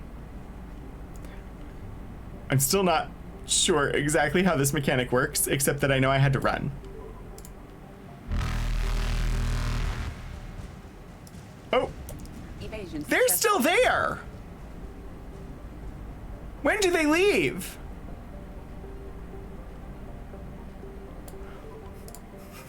It's when you do a mission that resets things. Okay.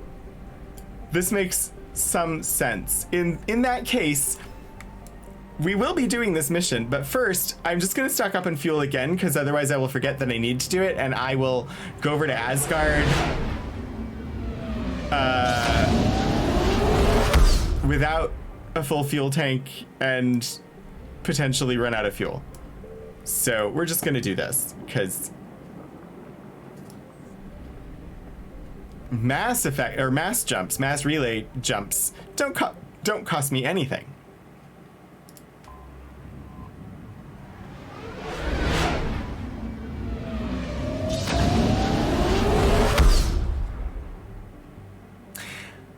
Hello, Eden Prime. I will enter your orbit. Eden Prime. This idyllic agrarian world was one of the first human colonies established beyond the Charon mass relay. Eden Prime's fertile biosphere drew heavy immigration from the Systems Alliance and other human organizations. In 2183, Eden Prime was attacked by a Geth force led by the rogue Spectre Saren Arterius. Commander Shepard, responding to the attack, encountered a Prothean beacon that warned of imminent Reaper invasion. It is thanks to this beacon and the Commander's quick action that the galaxy has any chance of survival today. Yeah, it's the very first mission in Mass Effect 1. Although the Reapers rushed past much of the Exodus cluster in their plan to take Earth, it is clear the war has come to Eden Prime. Distress signals have jammed all available frequencies, fires burn in vast swaths across the arable land, and its once extensive monorail system is twisted metal. Cerberus has much to lose if word of their ruthless attack on the human colony gets out. My brain had, I read the descriptions of the destruction, and up until this sentence that says Cerberus has a lot to lose, I had not realized it was Cerberus attacking the planet and not the Reapers. What they stand to gain must be equally valuable. Colony founded 2152. Population 4.2 million.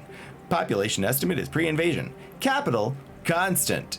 Orbital distance 1.85 AU. Orbital period 2.5 Earth years. Radius 7,026 kilometers. Day length 64.1 Earth hours. Atmospheric pressure 1.45 Earth atmospheres. Surface temperature 23 Celsius and surface gravity 1.04 G. All right, take us in, Joker. Actually, it's probably Cortez that's taking us in.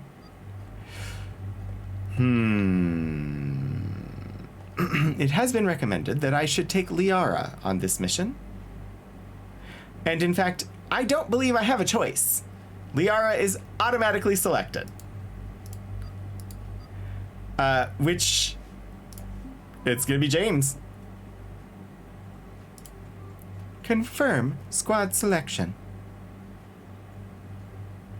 Weapon loadout for me is already what I want it to be. Weapon loadout for James, I believe, is what I want it to be as well. Assault rifles, we have the Avenger 5, the Matic, the Vindicator. Weight, capacity, fire rate, damage. Actually, capacity goes down, fire rate goes down slightly, damage goes up, weight goes up, and accuracy goes up. Yeah, but that could be because of the mods.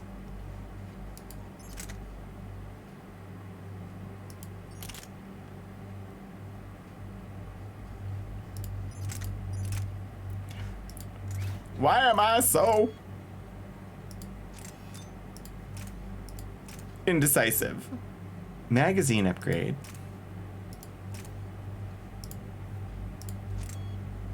Precision scope. Extended barrel. That ups the damage. Confirm? So if I did this with the Vindicator,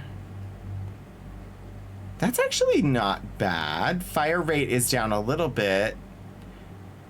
Capacity's down a little bit. Weight goes up. Accuracy goes up a lot. Damage goes up. I think we'll go with that. Currently using an M23 Katana 1. Scimitar.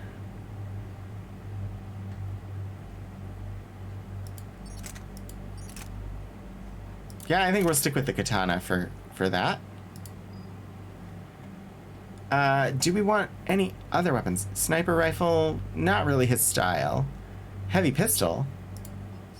Oh, he can't do those anyway, never mind. This is my brain, trying to recall what I'm doing. Liara has dual pistols, currently using a Shuriken 5 and a Predator 5.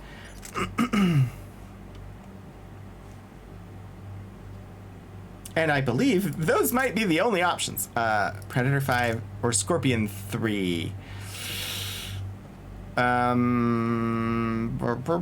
Capacity goes down, fire rate goes down, weight goes up a lot, which would, I presume, also affect her biotic recharge abilities. Accuracy by 20. Magazine upgrade. Ultralight materials.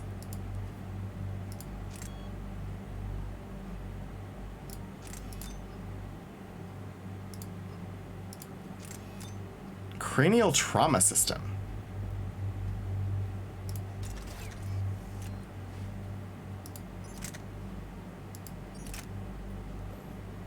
So weight goes up, capacity goes down, fire rate goes down, damage and accuracy. Damage goes up, accuracy not too terribly affected. I don't know. We'll try it. What's the worst that could happen? We're gonna continue with the auto levels on her, and James can't upgrade anything, so confirm.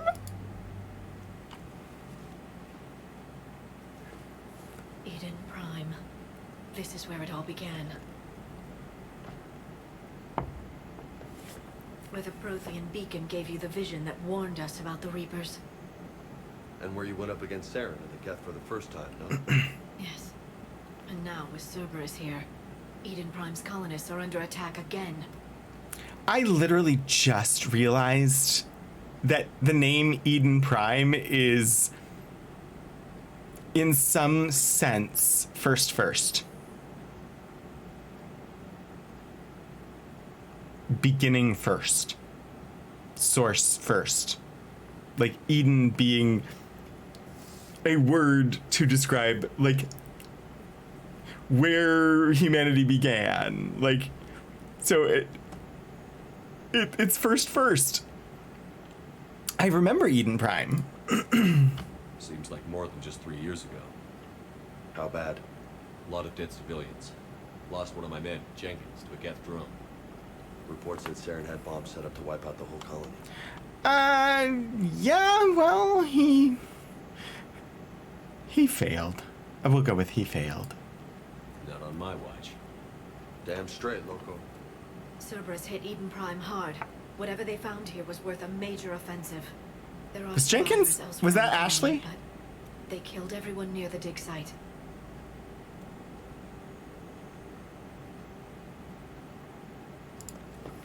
They deserve better. Oh, I will. Thank you. The Alliance Portico. did what it could to evacuate colonists, but Cerberus came in so quickly. If we find survivors, we'll do what we can. What about this artifact?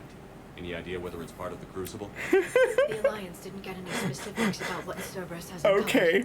Jenkins was the one that. original All dig right. site here contained a warning about the Reapers. It could be connected to the Crucible. I'm bringing you in as close to the dig site as I can. No way we'll avoid detection, but you should have a few minutes. Appreciate it. All part of the service, Commander. All right, everyone. Get ready to move. With luck, we can get to the dig site before Cerberus knows we're here. Williams, thank you. I didn't remember Ashley's last name. I just remember that Ashley was dead from the moment that they instantiated a quest that required either her or Caden dying. This was a beautiful colony once. They came back after the Geth attack. They'll come back from this. They rebuilt Mindor. It wasn't the same. They'll never forget. It'll never be the All we same. can hope is that they grow stronger for it. Okay, saving content. Please do not turn off your computer. This is now me trying to just recall. Huh. They have slots for abilities with no abilities in them. That's fun. I guess I just don't have enough abilities yet. Alright, Overload is currently mapped to key number 5. Lift Grenade is 3. Warp is 4. Throw is 1. Cryoblast is 2.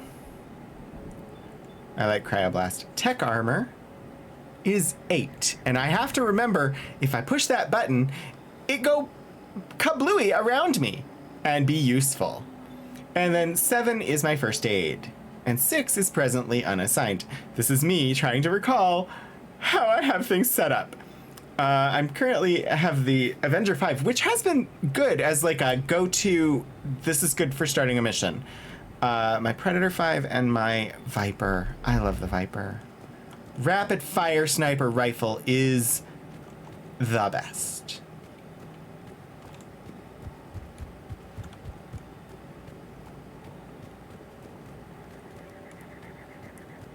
I miss having a scanner that tells me when there are enemies nearby and gives me a direction. That was in the last game and it was very useful.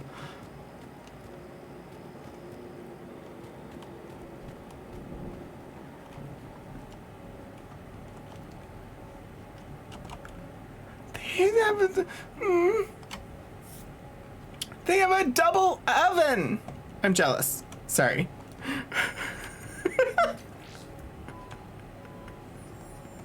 And it's not like one of those oven, like you don't have to lean down to use it. It's up like at the height that an oven should be at.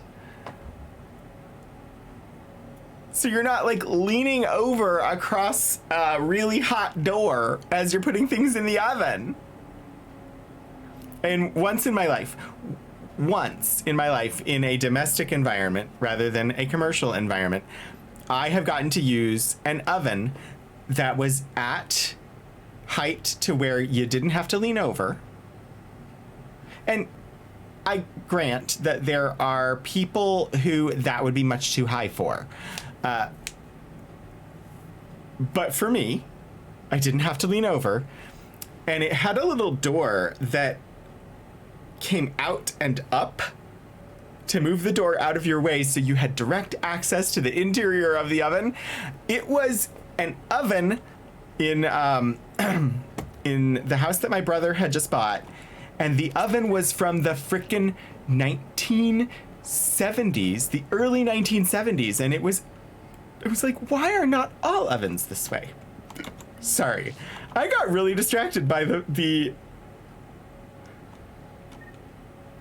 oven that they illustrated in this facility in this game. I know we're not here looking for ovens, but whatever.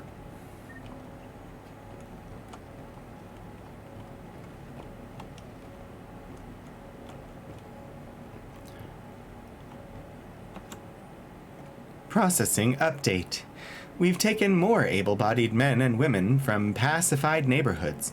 The colonists generally have accepted the story that they have gone to perform tedious but safe manual labor in a Cerberus research camp on the other side of the planet. And when we increased food rations as payment for the work, most of the complaints died out. Maintain the story as long as possible. We don't have the manpower to fight the entire colony, and if these families knew they were never going to see their sons and daughters again, there's no way they'd cooperate. Shepard, this Cerberus data could help the colonists still alive on other parts of Eden Prime. How? I can get this intel to Eden Prime's resistance. Maybe it will help them fight back against Cerberus. So do so? Do you need me to do something to make that happen?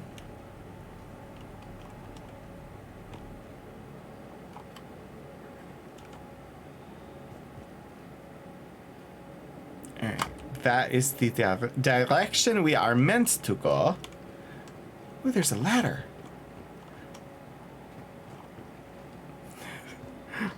I'm trying to not go where I'm supposed to go so that I don't miss any of the looting.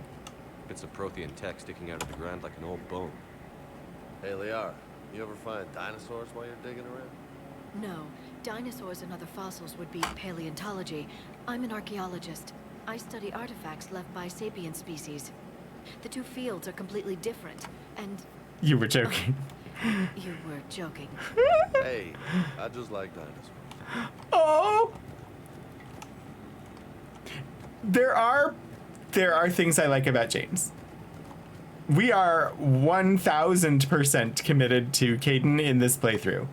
I may have to play again someday just to try romancing James.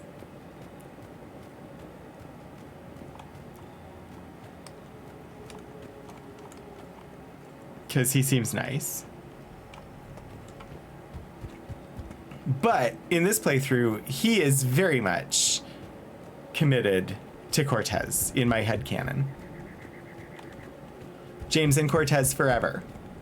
Even though there is no way that I can make that happen in the game. And therefore, since I'm not romancing them, they will remain 100% heterosexual. That leads down into the dig site. Well, James will at least. Because that's how games are written.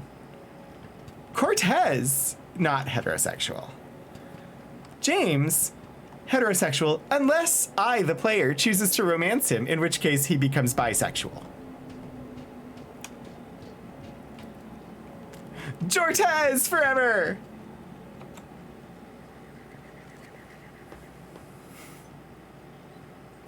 I shoot cannons at heads in order to make things happen. Goddess, that doesn't seem possible. It's not a Prothean artifact, it's a Prothean. You mean a collector? What? Those things the Reapers turn the Protheans into? No, an original unmodified Prothean who's still alive. What? You're right. That doesn't sound possible. How did we come near? You saw Prothean stasis chambers in the archives on How did we get this close to it without people shooting at us? Cerberus found this in an underground bunker. It still has power. He's been in stasis for the past Why are we standing 50,000 next to it? years, Where is waiting Cerberus? for us. Think of what we could learn. Like, yeah, that's how agency works for NPCs. I don't understand. Cerberus found an unmodified Prothean in an underground bunker on Eden Prime. How are we standing next to it right now without having fought our way through a bunch of Cerberus people?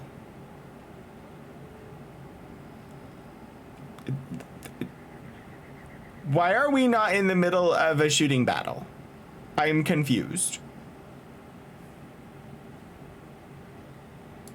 What can you tell me about the Protheans? The people, not the technology. Given your experience with the Prothean cipher, you probably know as much about them as I do. The Prothean Empire spanned the known galaxy. They uplifted countless other species to help them join the galactic community. Uplifted, huh? Like when the Solarians helped the Krogan to evolve a little faster. Yes, judging by the dig sites like the Prothean Archive on Mars or here on Eden Clearly Prime, didn't have the Prime Protheans Directive. wanted other species to learn. It's clear that they prize knowledge, growth, and cooperation with the rest of the galaxy. That sounds too friendly. The way you describe them, they sound a lot like the Asari. I'm certain I'm coloring their culture with my own perceptions. Whatever Likely the Protheans true. were, finding one alive represents an incredible opportunity. First, we get it open. If you can't open the can, you can't have the preserved foodstuffs inside, right? As I open a can of water and pour it into my glass so that while I have mentioned the brand name on stream before, I'm not giving free advertising to a company that isn't sponsoring me. Good thing we brought our Prothean expert. I hope I can help. If this single Prothean was sent into stasis, he could be the foremost scientist of his time, or perhaps the wisest counselor. Or he could be a janitor. Cerberus damaged the life pod when they excavated Also, I'm curious how you know that this individual is male and how you have then chosen to assign male pronouns to them. That ends the stasis mode. We also need to figure out how to physically open the pod without doing more damage. Cerberus took over the labs nearby to research what they found at the dig site. That's likely our best bet. When 7 of 9 brought aliens out of stasis, it didn't turn out well. Hey, look, it's the shooting battle that I was expecting all along. What the heck was that?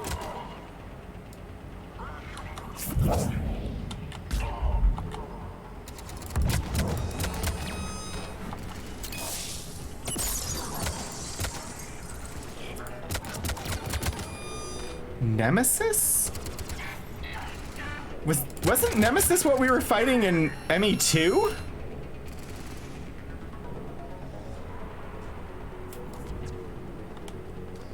Show your face!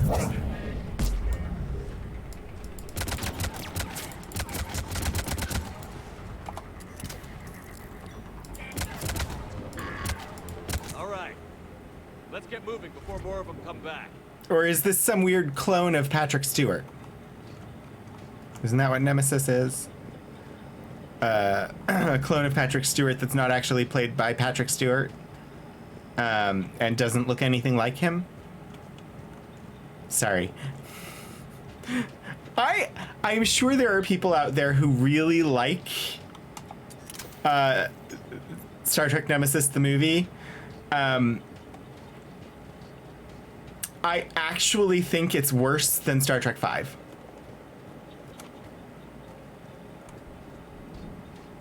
Like, I think there is more redeeming content in Star Trek V than in Nemesis.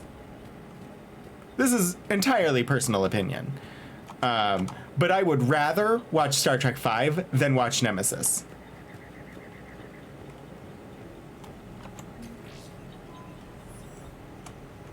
Because Star Trek V, you at least get, like, Uhura doing the mystical dance on the dune. Troop deployment update. Local resistance is heavy in the south and west sections of the colony. We've pulled most of our troops from the north neighborhoods to assist. All remaining troops in the north neighborhood continue standard patrol activities to maintain the illusion of a large presence in that area. If the locals knew we were understaffed, they could do some serious damage. More intel to help the colonists. The more we find, the better chance they'll have. Well, I try to loot everything, so we're likely to find everything there is. I honestly don't remember a lot of Star Trek V, and it has major problems. I'm not saying it's a good movie in any way. I'm just saying that when I think about the two movies, and have to decide, if I am forced to decide between watching one or the other, I have to watch one of the two worst Star Trek movies. My choice would be Star Trek V. Oh, hi there. Did you just chill out a little bit? Your friends are just, you know, grand.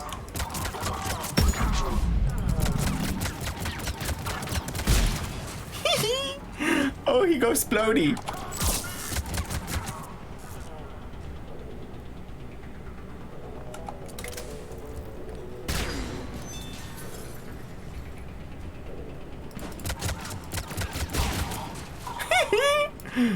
Oh, that's cute.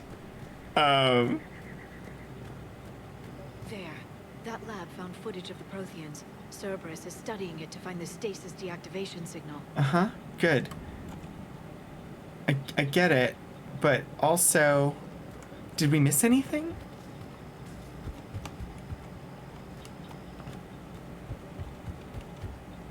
There's all this area down here that I don't know that I've been to. Ooh, a ladder. We are climbing the ladder. Hi there! You silly goose. Who else is around that I can shoot at? Where'd you go? Oh, hi there. Can I...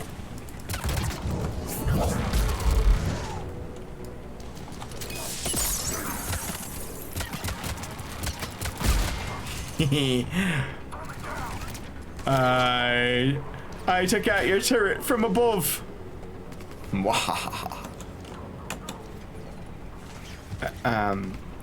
But it's really actually kind of hard to target you all from up there, so I'll come join you down here for the party.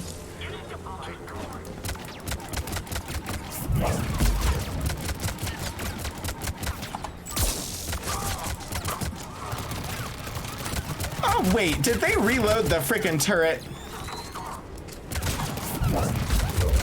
Or is that just like a second turret? Unfair. I had eliminated the turret. I had so much fun shooting it from above, where it couldn't hurt me. I'm totally gonna run out of ammo. I have not found any additional... How did I end up next to the pod data?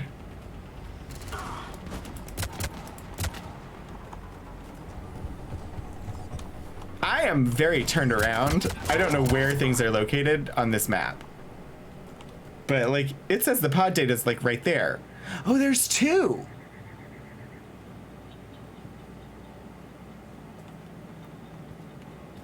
I thought I was being sneaky. There.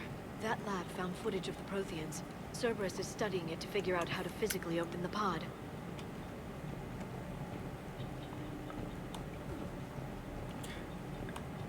Medkit. Thank you. Refrigerator. Again with the double ovens? Unless that's like a microwave on top of an oven. Regardless, the oven is raised up to where it's a reasonable height for general usage by average height standing people. That said, other people might need modifications. Resistance information update. We've gotten word from our source within Eden Prime's resistance movement that we can expect an attack on our security center between 2200 and 2300 tomorrow night. They're pulling in forces from across the colony. This gives us the perfect chance to destroy their leadership. Once the attack is contained, allow Dr. William Cambiata to escape, firing near-miss shots to keep it realistic. He's given us good information, and with luck, the locals will see him as a daring hero and the only man to escape the Cerberus trap. They might even put him in charge. Perfect. This intel will give Eden Prime's resistance movement a real chance to push Cerberus out of their colony.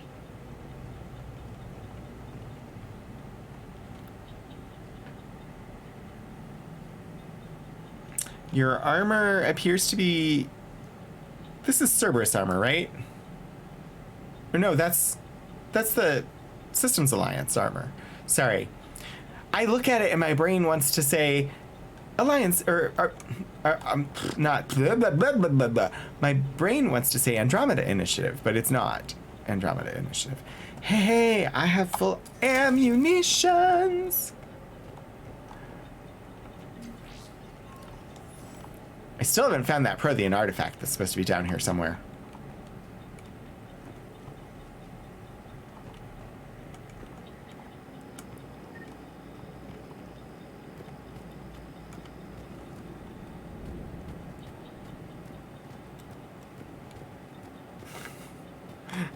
Even though it has been months since I played any Andromeda, I see this and my initial reaction is that I should hit spacebar to activate my jump jets to get in there.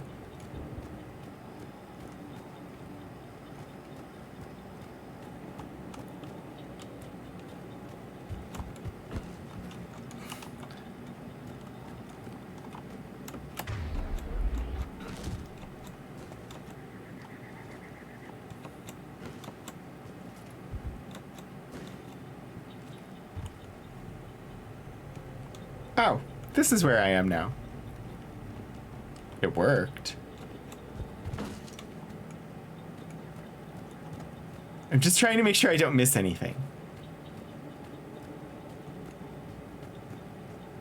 like Caden being captured by enemies and waiting for me to come and rescue him so that we can start a romance together that will ultimately save the entire galaxy. You know, something like that. I just don't want to miss that if it's there. Bypass the door. Hey, look, no minigame. I am very happy about the no minigame. Those minigames were so stressful, especially when it was like, you can't continue with the mission without getting through this door. But we're gonna throw a minigame at you that you can fail.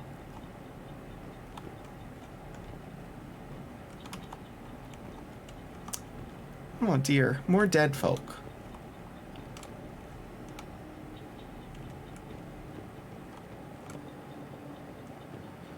Hello, medkit. Oops. Right. Good. There we go. There we go. It's scanned some Reapers, it looks like. Oh dear, they keep giving me ammunition. It makes me think that people are going to shoot at me in a moment. Use computer console. I should maybe save at some point, huh?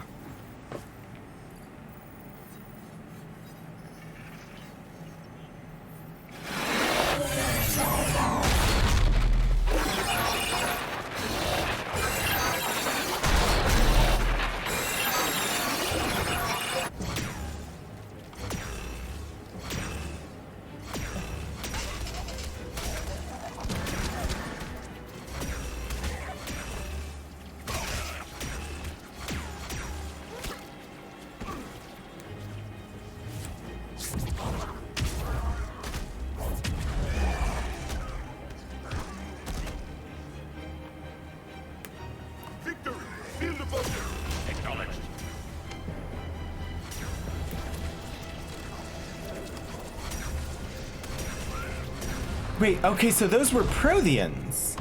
Actual, like, ancient Protheans that we're seeing visions of?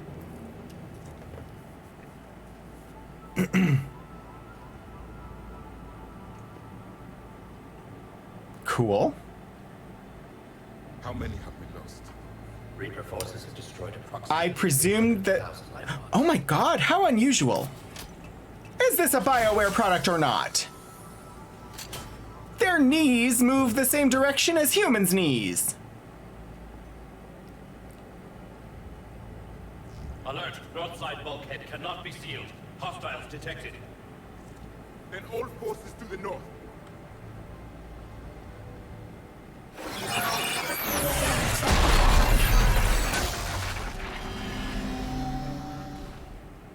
I think I can duplicate that to open the life pod. You understood that? You didn't? No. All I saw was static. Cerberus was trying to make sense of it without success. The Prothean cipher you received on Pharaohs, it lets you see the images as a Prothean would and understand their language. Whatever it does, I saw the video. And how they sealed the life pods. Perfect. Then we just need the signal they use to activate stasis mode. Sweet. Find the remaining pod. It's so weird. Those aliens are so strange. Their knees move the same direction as human knees. Is this BioWare or not? That's not what I wanted. I wanted to open the journal. Priority, Eden Prime. It was flashing. I had to clear it so that it wasn't flashing anymore. I'm sure many of you understand.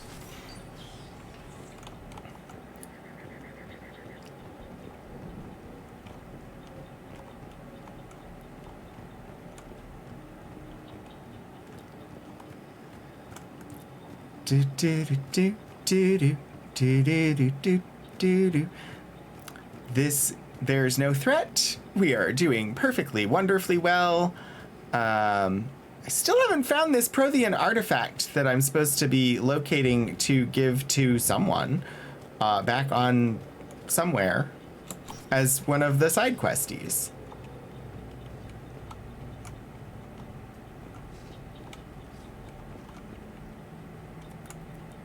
More Baudet. Oh, look at that bed. Honestly, that bed does not look very comfortable. Look at the art above it, though. Sorry, this would not do for me. I need many more pillows. And this blanket, if you get 2 people in that bed, one of them is having a cold night because they are not going to have enough blanket for 2 people. Sorry. Apparently, I'm interested in housewares today.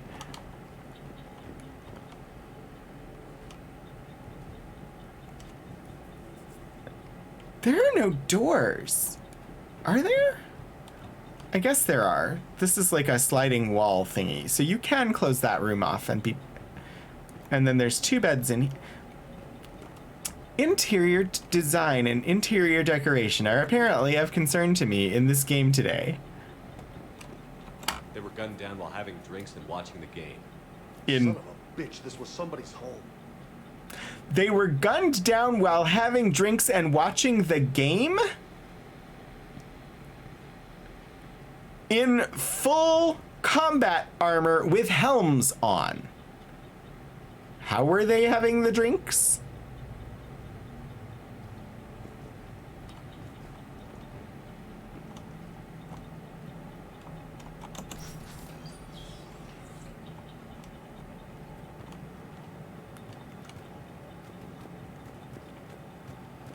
No kink shaming.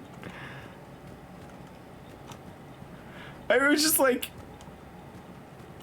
I'm just mostly confused about like, how do you know they were having drinks? They have helmets on. They would not have been able to drink out of the drinks if they were holding them in their hands. And I presume if they were being provided drinks via their suit, you wouldn't know they were having drinks. That's all. I'm just apparently stumbling over minuscule details that truly don't actually matter. And that I should probably just ignore, but you're getting my pure and unedited reactions.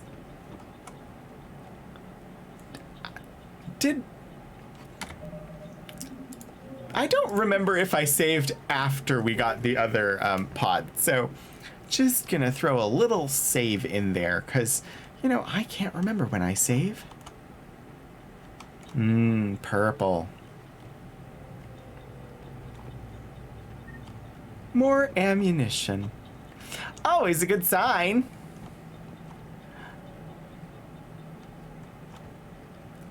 For a second, I was like, ooh, shelves of books. And then I realized they were mostly technical manuals, which have their place. And oh my God, writing technical manuals is an art. And a skill at the same time. But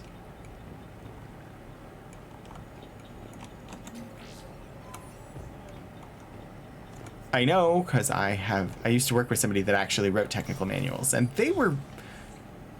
it's not as straightforward as one might think. Another cutscene? Indeed. I love how his eyes go green, because I love purple and green together.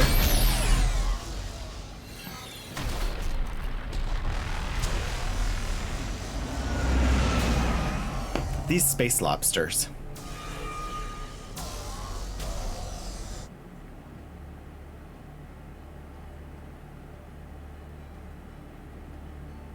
I never thought our empire. Oh, it won't. We will sleep here until the Reapers return to dark space. Then we will rise, 1,000,000 strong. For the Empire. For the Empire. Get to your stasis pod. Wait, they're Sith? Victory. Broadcast the stasis readiness signal to all life forms. They're fighting for the Empire. You have yet to reach the bunker. Their sacrifice will be honored in the coming Empire.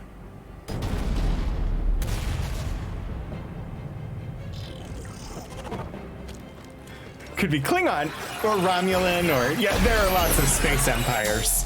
You are correct. You understood that one too? Of course I did. Level up. Level 39. Excellent. Then we have everything we need to open the pod.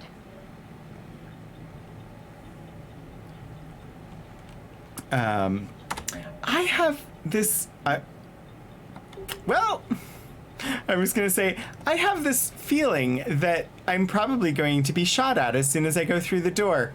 And indeed, it will not let me save at this time, so I presume that that is accurate.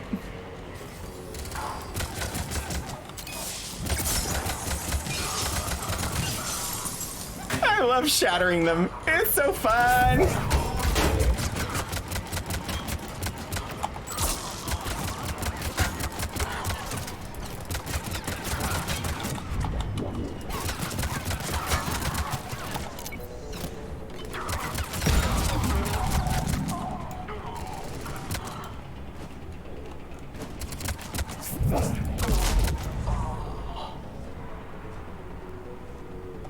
Is that all of them?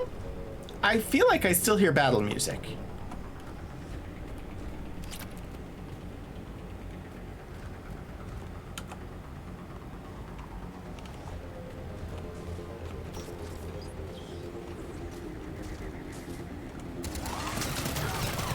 Indeed, I believe there are more of them here, so...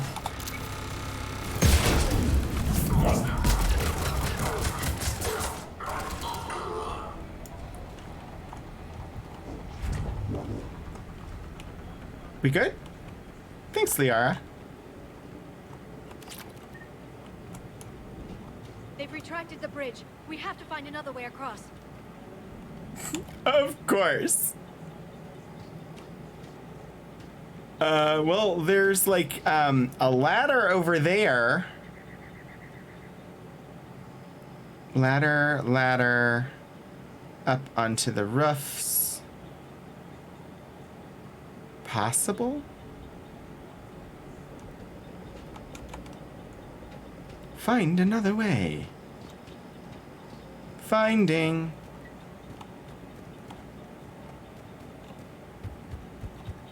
Ladder. If we're gonna go roof hopping, this might be it. Hello?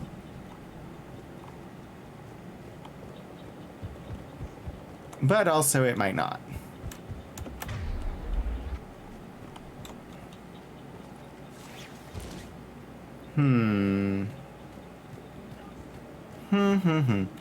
Also, I feel like I still have not found that Prothean artifact. Is that not a thing? Do I not remember? Ooh. Cerberus. Nemesis. The Nemesis is a Cerberus sniper specialist. Customized implants allow the Nemesis to withstand the crippling kickback of the M98 Widow anti-materiel rifle, turning a redoubtable opponent into a force capable of inflicting instant death. A suite of high-tech scanning equipment makes the sniper adept at maintaining cover, meaning a Nemesis is usually spotted only after opening fire, assuming the target survives the first round. Because of self-destructive mechanisms that activate upon the sniper's death, the Alliance has never retrieved an example of Nemesis augmentation technology. This fact, combined with Cerberus Force's penchant for suicide when faced with capture, has made scientific study of their implants impossible. ME3 from the Ashes? Planets and locations. Eden Prime. In 2151, as the first anxious settlers made their way through the new Charon mass relay, many of them wondered whether the reality of life on Eden Prime could possibly live up to the stories of pristine landscapes that drew them there. What the colonists found exceeded their expectations. The stable climate and compatible biology made the colony almost instantly viable. Over the next few decades, several million humans immigrated to Eden Prime and a primarily agrarian culture developed. The new colony quickly became not only self-sufficient, but began exporting goods. Chief among these were rare plants grown from Earth's many heritage seed libraries. But in 2183, the colonists faced a true test of their character. Eden Prime was attacked by the rogue Spectre Saren Arterius and his Geth allies. Not long after, the Citadel was attacked by those same forces, and Eden Prime's neighboring world of Terra Nova found itself threatened with complete destruction. Faced with such violence, a lesser citizenry might have retreated back to the safety of Earth, as so many colonists of Terra Nova did, but Eden Prime's governing body refused to give in.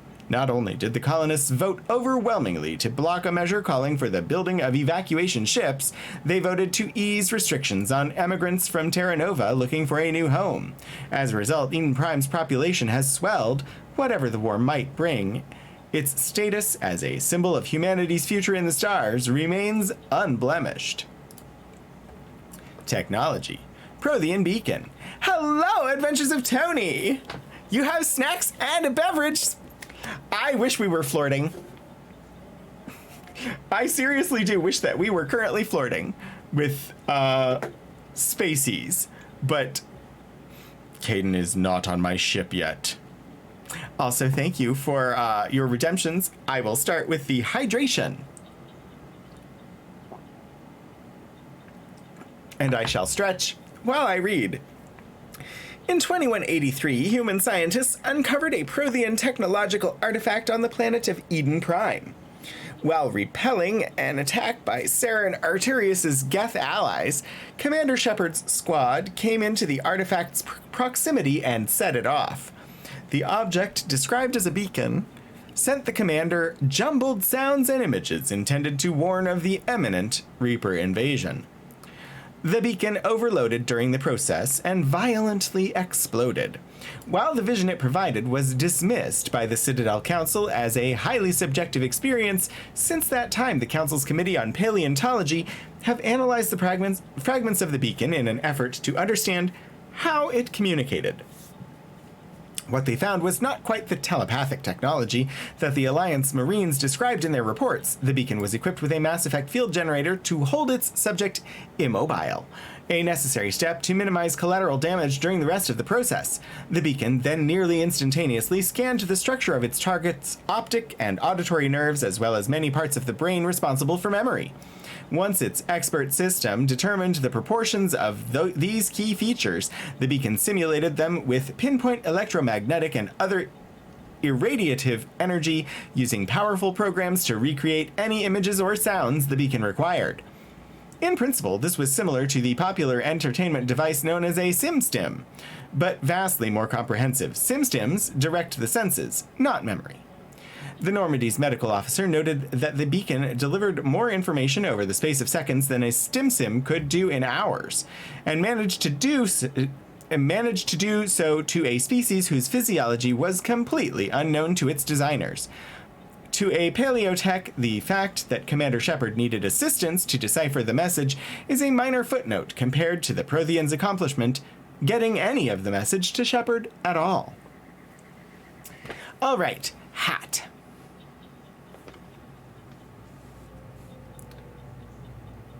Oh, I haven't worn this one in a bit. So let us do this. Thank you, Adventures of Tony. It is great to see you as always. And thank you for the self-care redemptions, including a hat trick. For your pleasure, I give you Star Trek: Strange New Worlds. A show that I liked so much that I actually bought a hat for it. So, yay, hat. I don't have any new hats coming yet, but I have thoughts. So, okay.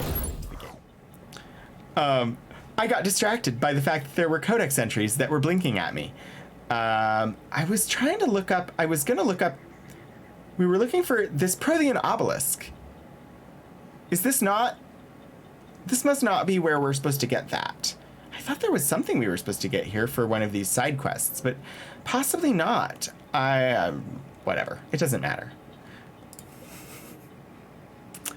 I am very excited for the new season. I'm curious about the announced crossover. Find another way to the pod. Oh yeah, that's right. We don't know where we're going.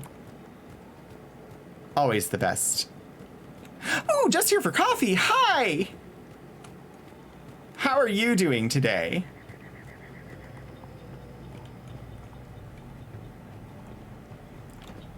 Somewhere we're gonna find a way to get to where we're supposed to go. This is the first time I've ever just made up random lyrics to Somewhere. Those random lyrics were placed into a song from the musical Memphis, which is actually a really good musical. I enjoy the musical Memphis quite a bit. A NASA one that needs more, says I need more space. I've not seen that. That is a good cap. All right, we're back to where we were. It says find another way. So far, I have not found another way. If I could jump, if the game would allow me to have the ability to occasionally jump. Oh, literally that was all I needed to do? Oh my gosh. Like, I already knew these ladders were here and that I needed to get to them. I tried to get to them before we ever went over to the place where the pods data was. I made that into a puzzle, and it wasn't even a puzzle. Attention, all hands. Dr. Chakwas has ordered bed rest for Shepard to recover from the side effects of Prothean archive translation. Prepare to end duty shift in 15 minutes. Thank you, Lord Portico and Dr. Chakwas, for making sure that I maintain self-care. Where am I trying to go? Oh.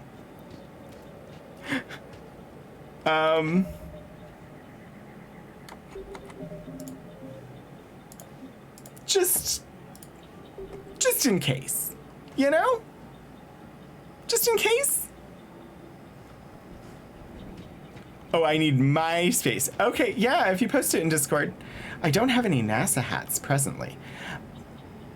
They'd be okay to wear on stream, not for me to wear around town, because we have literal actual people who work for NASA here who wear NASA hats around town, and so I don't want to be mistaken. Take a few moments for the life pod to process it.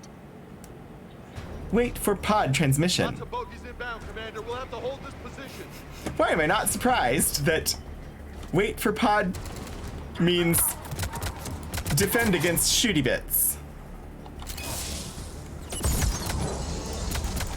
Hi there. Oh, aren't you so cute? It's lovely that you brought your friends to play, but, you know, we're gonna win the game.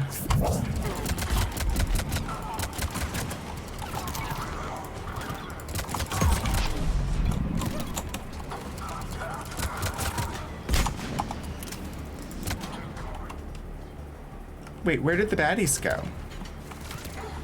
Oh, there you are. You're doing so good at the hide and seek.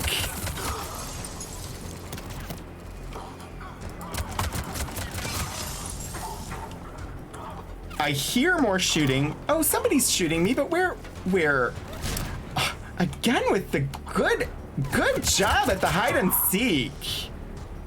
You must be one of those Cerberus people that Wish my corner man was here. does the hiding well. I don't know why I decided to talk to them as though they were kids who needed encouragement. If anybody's low, there's a Cerberus supply cache in the building next door. I can lay down a singularity to block enemy access.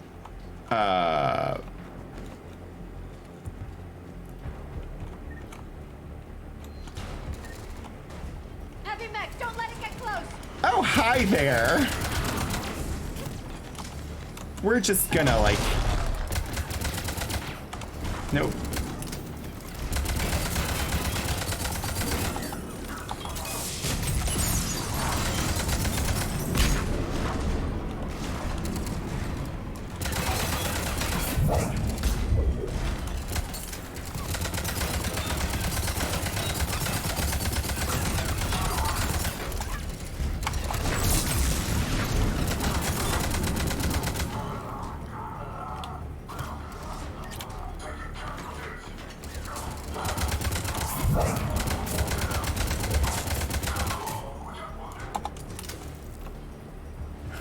Oh no!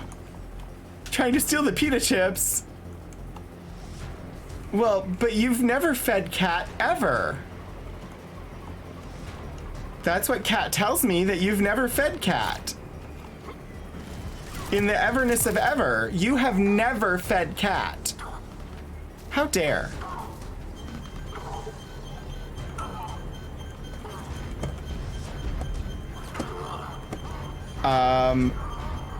Oh, there be assault trooper.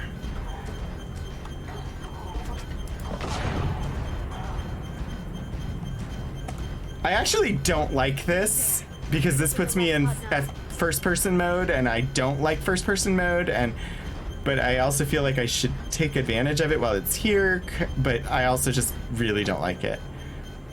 Are there baddies somewhere that I'm supposed to be shooting right now? Sorry. Beep, beep, beep was not doing well for me. What do? Is pod done?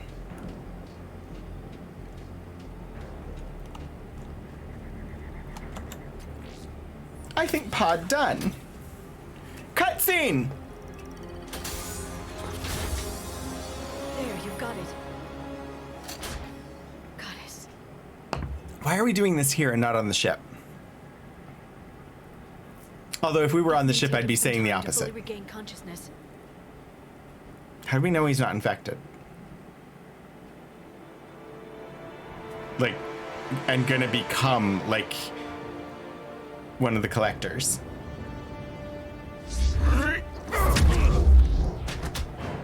Hey, cool. You got some biotics there, I see. That's good for you, but you might want to take it a little easy at the moment. You're liable to get killed by a bunch of Reapers. And Be careful, he's confused. Liara, I think that was obvious. Excellent work stating it, though.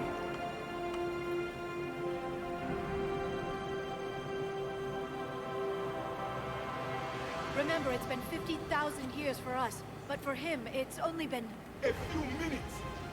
No, the bunker is falling. There is no other option.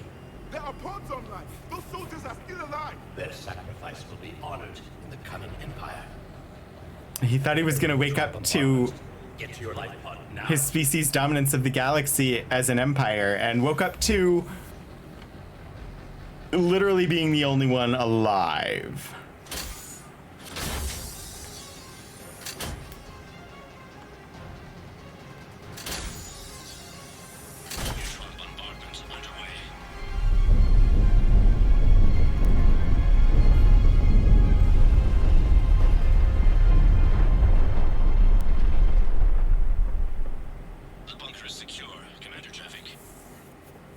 Oh, we have a name, Javik. Few hundred people. How am I to rebuild an empire from that? Oh, you have less than that. Further adjustments may be necessary. The neutron purge compromised the facility. Clarify. Sensors are damaged. Automated reactivation is not an option. You will remain in stasis until a new culture discovers this bunker. This may lead to a power shortage. Do not shut off more pods. I need the few that are left. Power needs will be triaged appropriately. Oh. Oh. So he knew. Will be the voice of our people. I will be more than that. Wow. How many others? Just you. Just you. Yeah. No others. You can understand me? Yes. Now that I have read your physiology, your nervous system, enough to understand your language. So you were reading me while I was seeing... Our last moments. Our failure.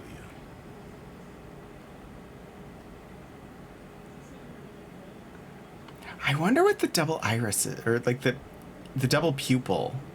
I wonder, like, I get 4 eyes. I'm really curious about that double pupil. How would that affect vision, I wonder? Sorry. I should be focusing on the conversation at hand, which is, it wasn't a failure.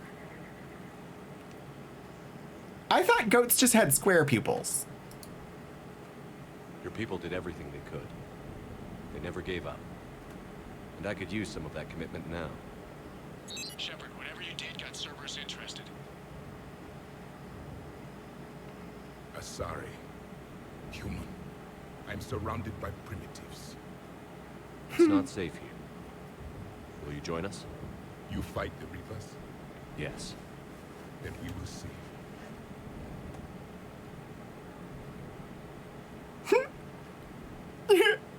The arrogance of humans thinking that everybody's gonna understand what a handshake means.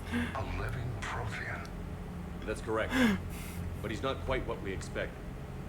Commander, our scientists barely understand what they need to do here. If the Prothean can help us construct this device, we need his cooperation. Understood, Admiral. We're losing colonies faster than we can evacuate. We've never seen a force like the Reapers. He has, Admiral. Can he help us? I intend to find out. Good. Cerberus slipped up and gave us a new weapon. Don't let it go to waste. Did they? Hack it out. I don't think they did. I think they intended to give him to us. I'm on my way. Because they surmised it was the only way that they were going to open the pod. What's the problem? I've tried to make the room more accommodating, but they're not letting me talk to him. Apologies, Doctor. Contact protocol with a new species. Assume hostility. We had to dust off the regulations.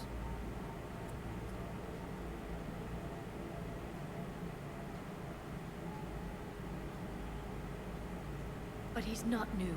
I've spent my life studying Protheans.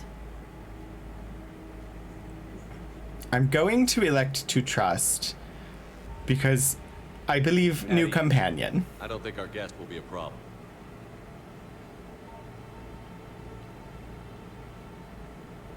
Will he? That depends on you.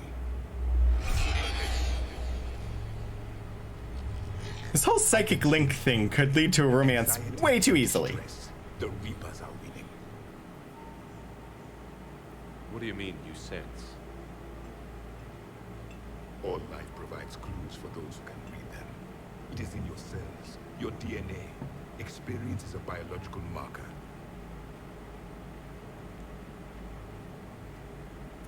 And what exactly did I experience back on Eden Prime? That was a hell of a flashback. New friends! The battle He's not Caden. on me. I communicated this to you. It can work both ways. Like your beacons. Yes. Which?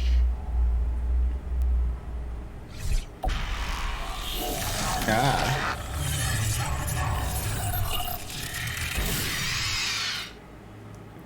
More flashbacks to Mass Effect 1. You saw it all. Our destruction, our warnings. Nobody Why listened. weren't they heeded? Why didn't you prepare for the Reapers? It's Commander. And nobody could understand your warnings. The beacon nearly killed me. And nobody would listen to me when I tried to tell them. Then communication is still primitive in this cycle. We pieced together what This we could. cycle? We used it to stop a Reaper invasion 3 years ago. Does that mean they've lived through multiple cycles successfully? Now we have your plans for the Crucible. We've started building it. Crucible? The weapon your people were working on. I'd hoped you could tell us how to finish it.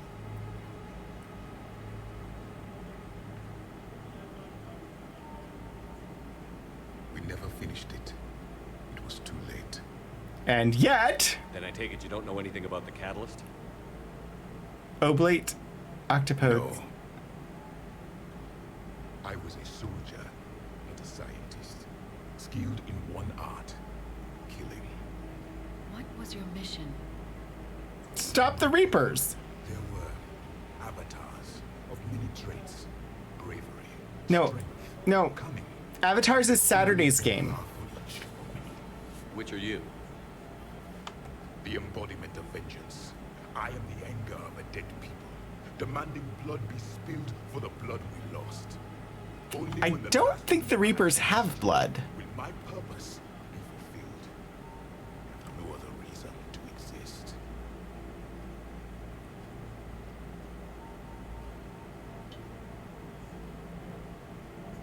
Those who share my purpose become allies. Those who do not become casualties. Oh gosh. It is indeed extreme. And yet also, without utterly wiping out the Reapers in their entirety, all of this will happen again.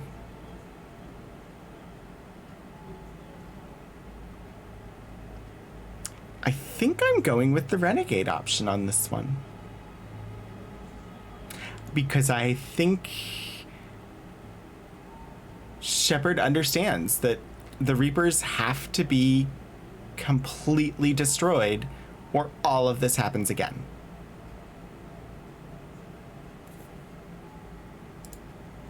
Then I'd say you found an ally. The goal of this ship is to wipe the Reapers from existence. But how far are you willing to go to achieve that goal? I do not believe you, Commander. Lying is a biological marker. There is doubt behind your words. I'm willing to kill the last Prothean to get it done. We found this at the dig site. I assume it belongs to you. It is a memory shard. Could it help us with the Crucible? No. It contains only pain. But I will help you fight. And the last thing the Reapers hear before they die will be the last voice of the Protheans, sending them to their grave. If you don't mind, I have a few more questions I'd like to ask. Here it comes. Oh, I think I've written over a dozen studies on your species. I've published in several journals. she might have a little bit of an infatuation. I'm sorry. Never mind. What do you wish to know? Sorry, have finally mastered writing. Hilarious. Is there anything more you can tell us about the Crucible? Only the stories we heard.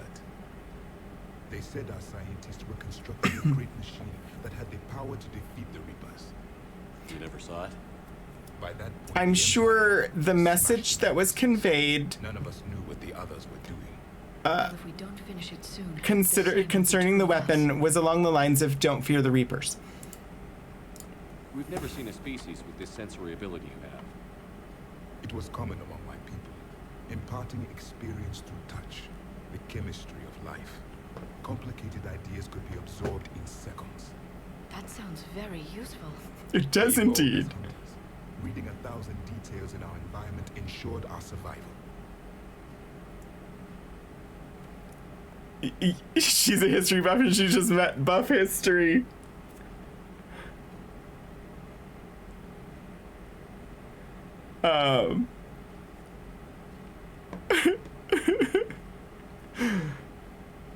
Okay, let's see. I'm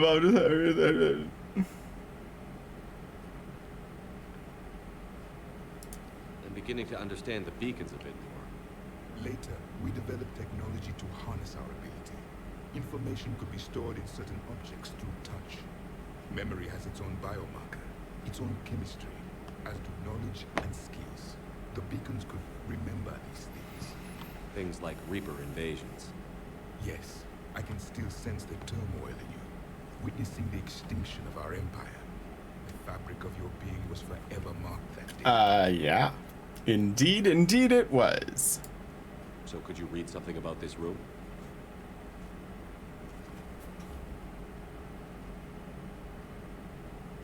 There was liquid, a form of incubation, the DNA of a Krogan who lived here. He was powerful, prone to violence. I'm impressed.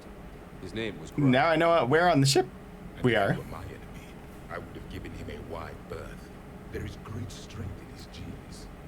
Some respect. Liara here would never forgive me if I didn't ask you. What was Prothean civilization? Yes, I've always wondered.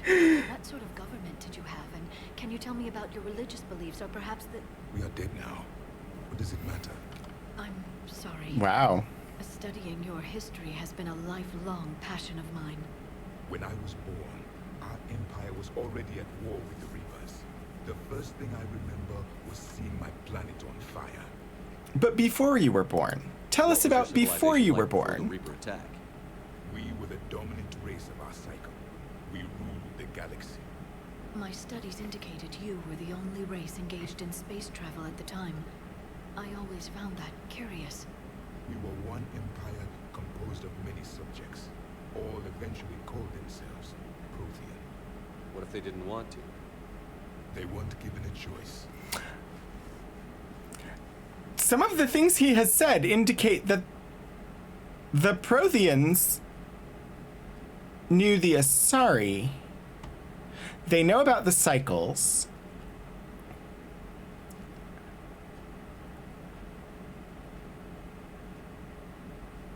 For a second, I thought it was implying that the Asari had lived through the end of the last cycle, but no. That's not the case. That's just me getting muddled. But I do feel like they have indicated that the Protheans successfully managed to live through at least one of these termination cycles. But then if they did that, why were they not ready when the Reapers showed up? That's what I don't understand. Unless I look at something like Asimov and Silverberg's Nightfall, where knowledge of what happened is retained, but is generally dismissed because of the method used to retain it. I don't know. Archaeology doesn't typically require a bedside manner. Only go for the advanced cultures. Oh, okay. I thought they just like went in and just like wiped everything out, but that makes sense, Mobius. Are you saying you enslaved the other species? Any could oppose us if they wished, and if they had won, they would have ruled. Many tried, none succeeded. I had no idea Protheans were so... severe. It was by necessity. Very early we encountered the dangers posed by machine intelligence. They rebelled against us. They made their own Geth. We've had the same problem. They're called Geth. We could not allow the machines to surpass us. It was decided the only way to win was to unite all organic life within our empire. Did it work? Sorry, my brain just remembered something from Andromeda. We were turning the tide. The Metacon War? Then we understood machines had surpassed us long ago. They should totally make a prequel game of the Metacon War. Sorry. They won't, but... Back on Eden Prime, it looked like there were other stasis pods. What happened? The Empire had fallen, and we knew our cycle was lost. We were the final vanguard, the best soldiers left alive. So more of you were supposed to survive into this cycle? Yes. Under my leadership, a new Prothean empire would have arisen. We would have commanded the races of your time to prepare for the next Reaper invasion. But traitors within our ranks, indoctrinated agents, betrayed us, and the Reapers discovered our plan. Just out of curiosity, how would you have commanded us? By leaving you no other option. You would have joined our army, or faced the Reapers alone. We've uncovered quite a few Prothean ruins. Were you observing our ancestors? Before the war, we cultivated species who showed potential. Eventually, you would have been offered a choice to join the Empire. But when the Reapers attacked, we ceased all study. We hoped they would see you as too primitive to harvest. Well, thank you. I think. Well, I mean, yeah, okay.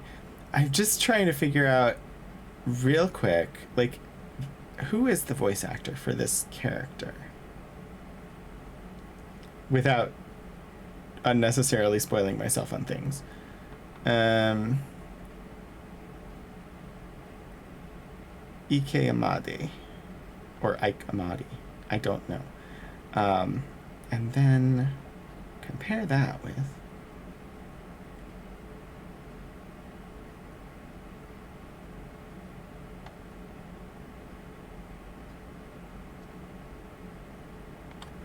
There are just some vocal qualities that are similar between this character and Jal. And so I just had to confirm that they are indeed not the same vocal actor. They just had some similarities in vocal quality. What can you tell us about your own war with the Reapers? Many of the details were lost. The conflict lasted for centuries. Those that faced the Reapers in the beginning were long dead when I was born. There were memory shards. Also, it's been a long time since I played Andromeda, so... They gave us fragments of what happened.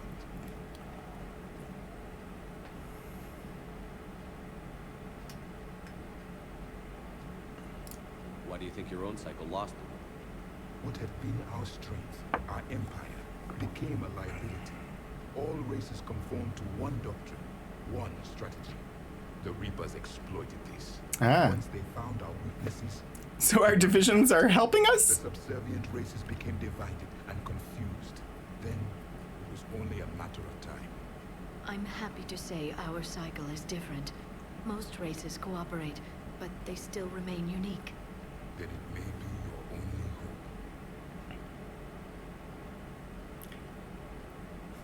hope. We are not presented with the one question that really needs to be answered here. Several years ago, we found a Prothean VI that called itself Vigil on the planet Ilos. He was the caretaker of a research project. During my life, Ilos was only a rumor. It was said we had cities there, built on the ruins of a civilization before us, the Inusan. If our scientists did have a research facility, whatever they were doing was secret. Yes, Vigil said they wiped all traces of themselves from the record so the Reapers couldn't find them. The scientists eventually went into cryogenic stasis. More of my people survived? No, but they did stop the Reapers from taking control of the Citadel in this cycle. It delayed their invasion. I never saw the Citadel. It was captured long before I was born. I mean, well, you'll see it. How did your people wage war against the Reapers? Attrition. We fought them system by system, planet by planet, city by city. Entire worlds were sacrificed just to slow the Reapers down. Time they spent harvesting a population was time we could regroup. That must have cost you in the long run. Yes. Our own people would be indoctrinated, converted, then turned against us. But there was no choice. Mercy is not a weapon. It is a weakness. Thank you for talking. We were not... I never imagined actually meeting a Prothean. given the one question that needs to be answered. Oh? To discover the most primitive races of my time now rule the galaxy. The Asari, the humans, the Turians. There's also the Solarians. The lizard people evolved. I believe they're amphibian. They used to eat flies.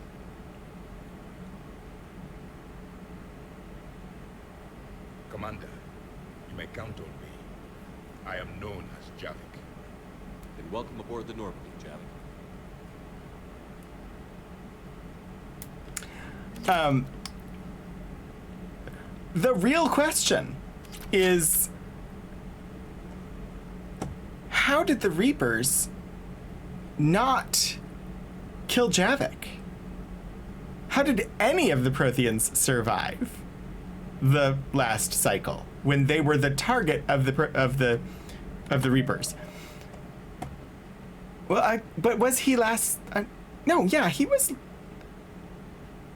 Yeah, that's the very confused, because apparently then that means that the humans, the Solarians, the Asari, the Turians all existed before the last cycle. Yeah, I know they were converted into the Collectors. I just thought that the Reapers were more meticulous than that and would have sought out all of the... And so one surviving would have been impossible. But clearly the Reapers aren't perfect. Anyway, we did go over a little bit of time to do that conversation. So we're gonna wrap up here. And we will pick up from there next week with more Mass Effect Legendary Edition. We have new companion, Javik. Still no Kaidan on ship. But that was a lot of fun. From their point of view, one left over is clearly a statistical error. Okay, that makes sense. Thank you so much for the resubscriptions, Puddleglum and Hellgriff Dragon. I do appreciate the subscriptions. They are always very helpful, but also, like, I just appreciate all of you just showing up and hanging out. And this game is so fun. I never want to stop when we're playing it, but also at the same time, I can't stream forever. So we will have Caden eventually. It will happen. I will make it happen. I do want to say thank you to my mods. I'm live next tomorrow at 7 p.m. Eastern for continuation of Psychonauts.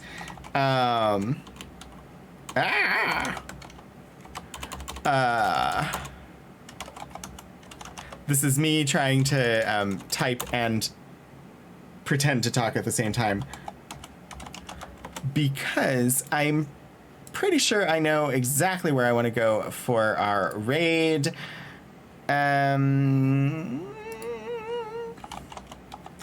But also Wednesday coming up, I have some papers from a test pilot from the early 20th century. And we'll look at those. And then on Saturday is Ultima 6, where we are the Avatar.